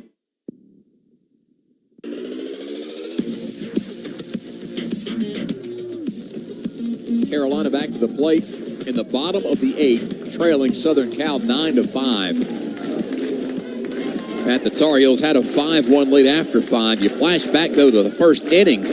Carolina had the bases loaded, nobody out. Couldn't get a run across, left the bases loaded. Very costly looking back on it. Tar Heels would build that lead soon after. This game has been turned on its head with USC on a tomorrow basketball term 8-0 run over the 6th and 7th innings. Tyler Howe leads off. He scored a couple of runs today. Lefty takes on the outside corner for a strike. 0-1. Fans none too pleased with the strike call as Andrew Johnson, the righty, stands tall, kicks and fires. Howe pops it up. Cadena, the catcher, is called off by the third baseman, and it's risky. Nothing risky about that. One down on the pop foul. That was caught between the Argyle strip and the Carolina dugout, out in the sunlight where it is blazing hot today. 90 degrees at first pitch, but as we've said throughout this game, very few clouds up above. It is a toasty afternoon. Heineck at the plate from the right side. Takes a fastball on the outside corner, and it's 0-1. 9-5, Southern Cal in the 8th. One down, nobody on for the Heels. Next pitch. Clips the outer half, 0-2. Johnson is in some sort of a zone. The 0-2. Heineck swings and misses on the slider. Strike 3. Second strikeout for Johnson. He went 7 1/3 against A&M in his last outing. Struck out 4 in what turned out to be a 14-3 win. He got pushed around last year in the tournament against Oregon State when he lasted just 2 innings against the Beavers, allowed 6 runs, and took the loss in a 14-1 final. So he's grown up over the last year as he deals a ball downstairs to French, who's a lefty, and it's a 1-0 count to the Tar Heel corner outfielder.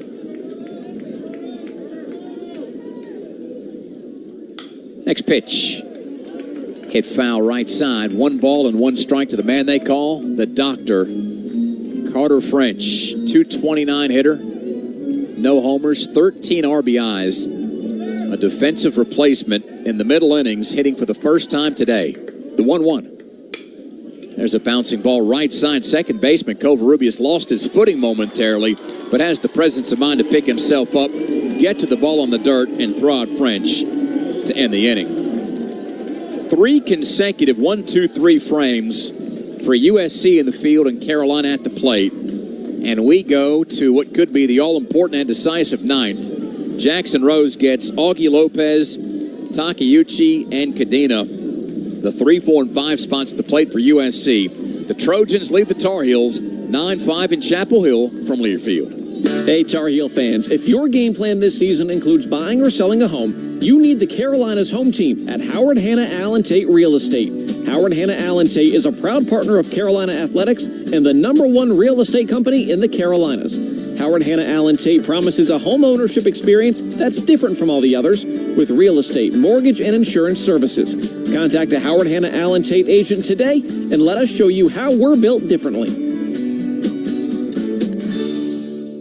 It's not for everyone, only for you. The medication your doctor prescribes is exclusively yours to take as directed. Nobody else should be taking it. It's up to you to keep your medications secure and to safely dispose of any unused medications. Don't let anyone take what's yours. Your prescription, your responsibility. Be aware, don't share. Lock your meds. Supported by NCDHHS, Division of Mental Health, Developmental Disabilities, and Substance Abuse Services. Visit lockyourmeds.org/NC. You're tuned in to Carolina Baseball in the Chapel Hill Super Regional. Topsy-turvy game today from Carolina. The Tar Heels scored first and then had a 5-1 lead after 5. Since then, it's been all USC as we go to the 9th. Southern Cal 9, Carolina still 5. Augie Lopez to lead off after we pause 10 seconds for a station ID on the Tar Heel Sports Network.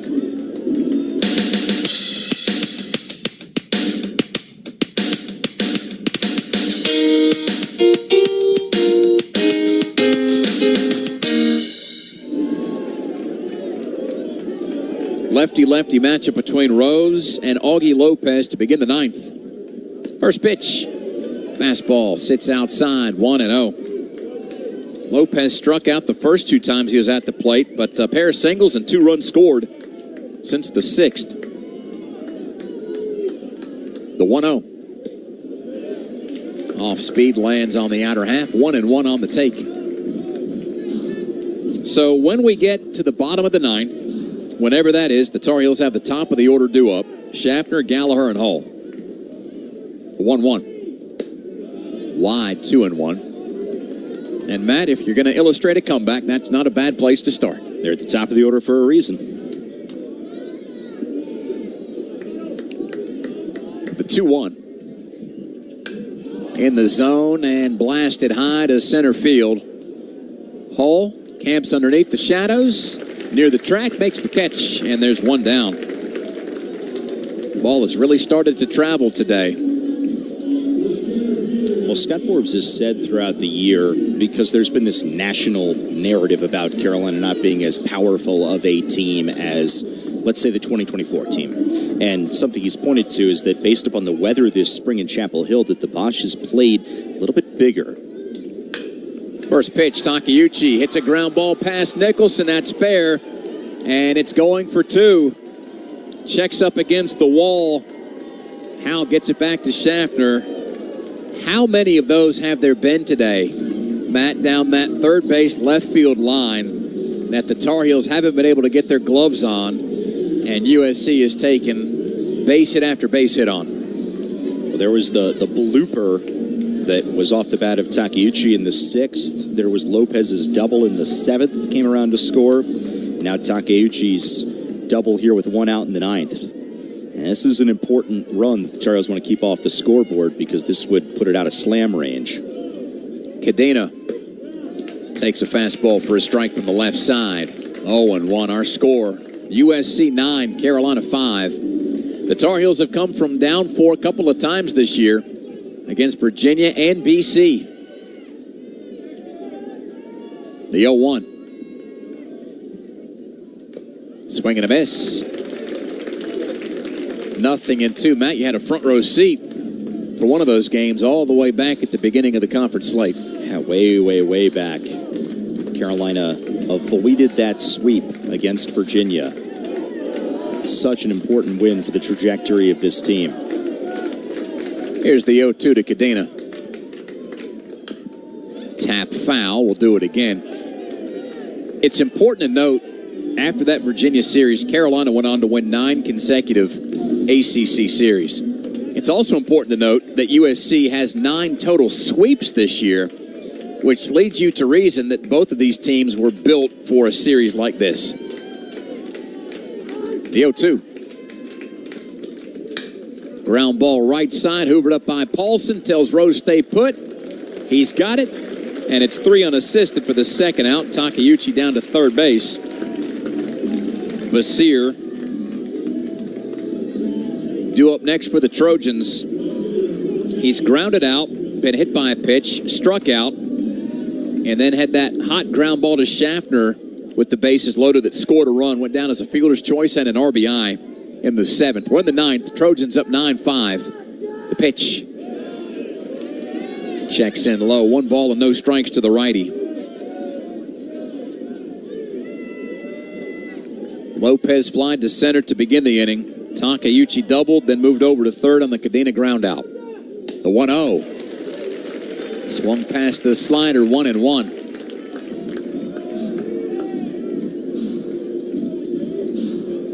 Top third of the order due up for the Heels in the bottom of the 9th. Will it still be 9-5 when we get there? The 1-1. Off the handle of the bat, foul on the ground, left side, 1-2. Rose potentially 1 pitch away from getting the Tar Heels where they have to be if they want to extend this game, and that is at the plate.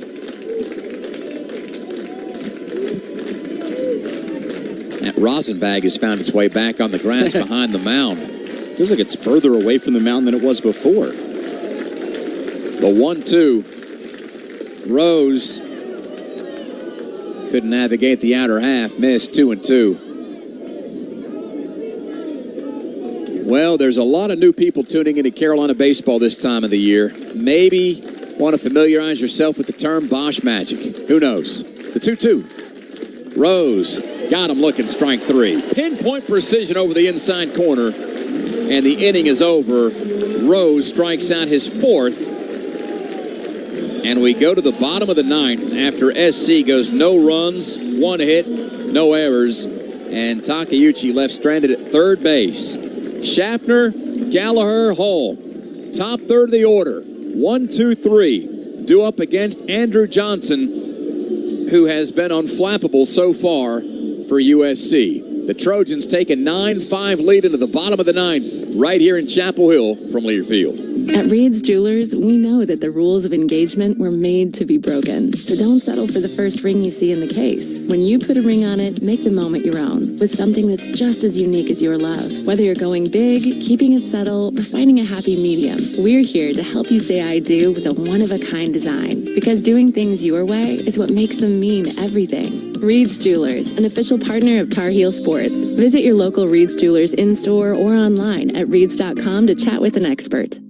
When you give to UNC, you are helping Carolina win championships, award scholarships, drive innovation, find cures, improve lives, serve our state, and change the world.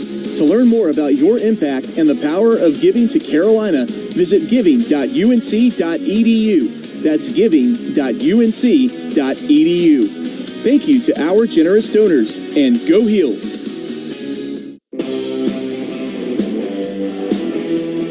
Carolina in need of a miracle as we go to the bottom of the 9th. USC has scored the last 8 runs and leads 9-5. Trojans have 9 runs, 11 hits, 1 error. The Tar Heels have 5 runs, 7 hits, no errors. But, Matt, no hits for Carolina since Heineck doubled back in the 5th. Johnson, who's on the mound to try to sew this one up, has retired all 8 that he's faced, and the only guy he's not looked at so far is the guy he's staring at here, Jake Schaffner.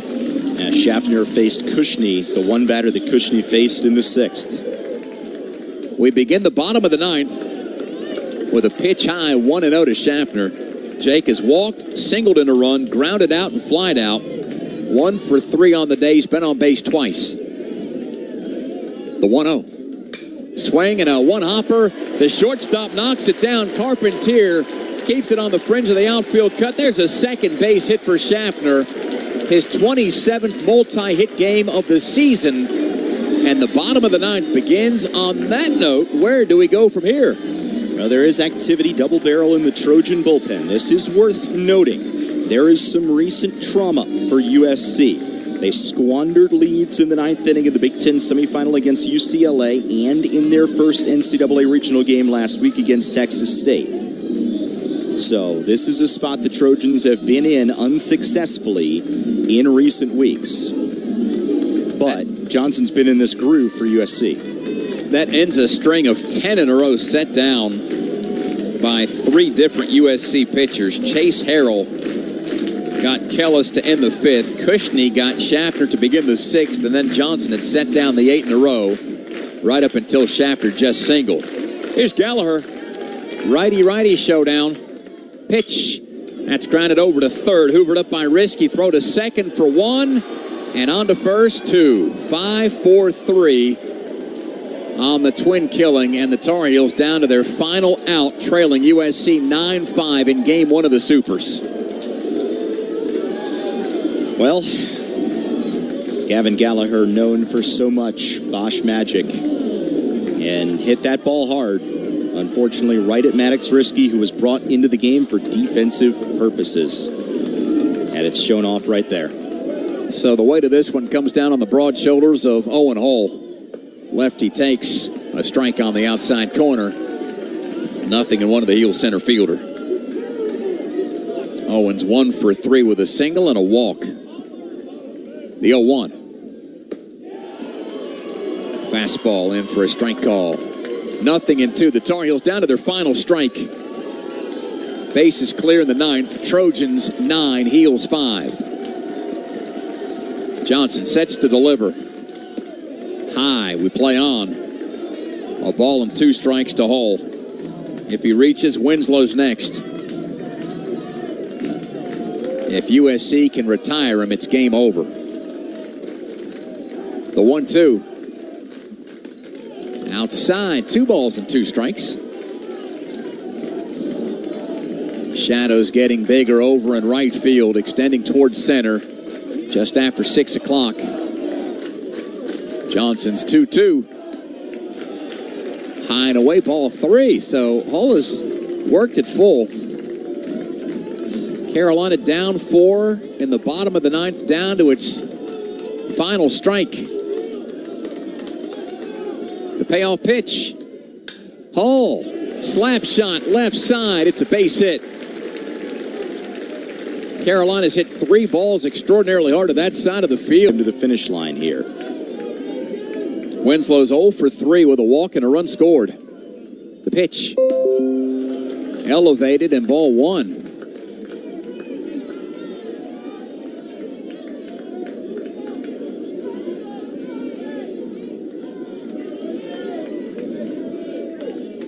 Johnson from out of the stretch, the 1-0. Off speed, Winslow flies to center field. Takeuchi is back, reaches up, makes the catch, and that's the ball game. USC celebrates a 9-5 win and is 1 win away from getting to Omaha. Although we said this last year at this time after Carolina routed Arizona 18-2.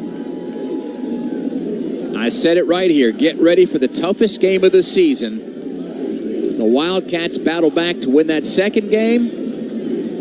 And then Arizona came back to win the third game. You can lose once in this format. And you can certainly come back and win twice. And I think back, Dave, to a couple of moments that set the table for the Tar Heels. Undoubtedly, we will talk about these moments throughout the broadcast tomorrow and beyond. The Boston College Series and the Clemson Series, back-to-back weeks in early April. Tar Heels lost game 1, still won both of those series. They will need to replicate those performances against the Eagles and Tigers against these Trojans here this weekend. A lot of disappointed Tar Heel fans head for the exits, and there are some noisy folks from the left coast behind the visiting dugout saluting this bunch of Trojans in the NCAA tournament for consecutive seasons for the first time since 2001 and 2002. 1 step away from getting to the school's 22nd College World Series. But USC hasn't made the trek to Omaha since 2001, 25 years ago. So as the Trojans huddle up in shallow right field, Carolina heads into the clubhouse. Chase Harrell gets the win. He's now 6-4 on the year. Andrew Johnson claims his first save. Walker McDuffie takes the loss. He drops to 7-3. And we know one thing. There's going to be another ball game here tomorrow at 2 o'clock when Jason DeCaro gets the ball for Carolina in a must-have moment. must have. There is no other way to put it. And Carolina has not lost a start by Jason DeCaro, not just him personally taking the loss, but a game in which he has been the starting pitcher since back in that first game of the Clemson series. So it has been a long, long time. And USC's streak of winning games started by Mason Edwards, even though he was more a hindrance than a help for the Trojans today. That streak lives on. It is now still since April 17th that USC has lost a game in which Edwards has been their starting pitcher. Grant Govell, and we'll talk about him, takes the ball for the Trojans tomorrow. That's Matt Krause. I'm Dave Nathan. We are back for postgame in just a moment.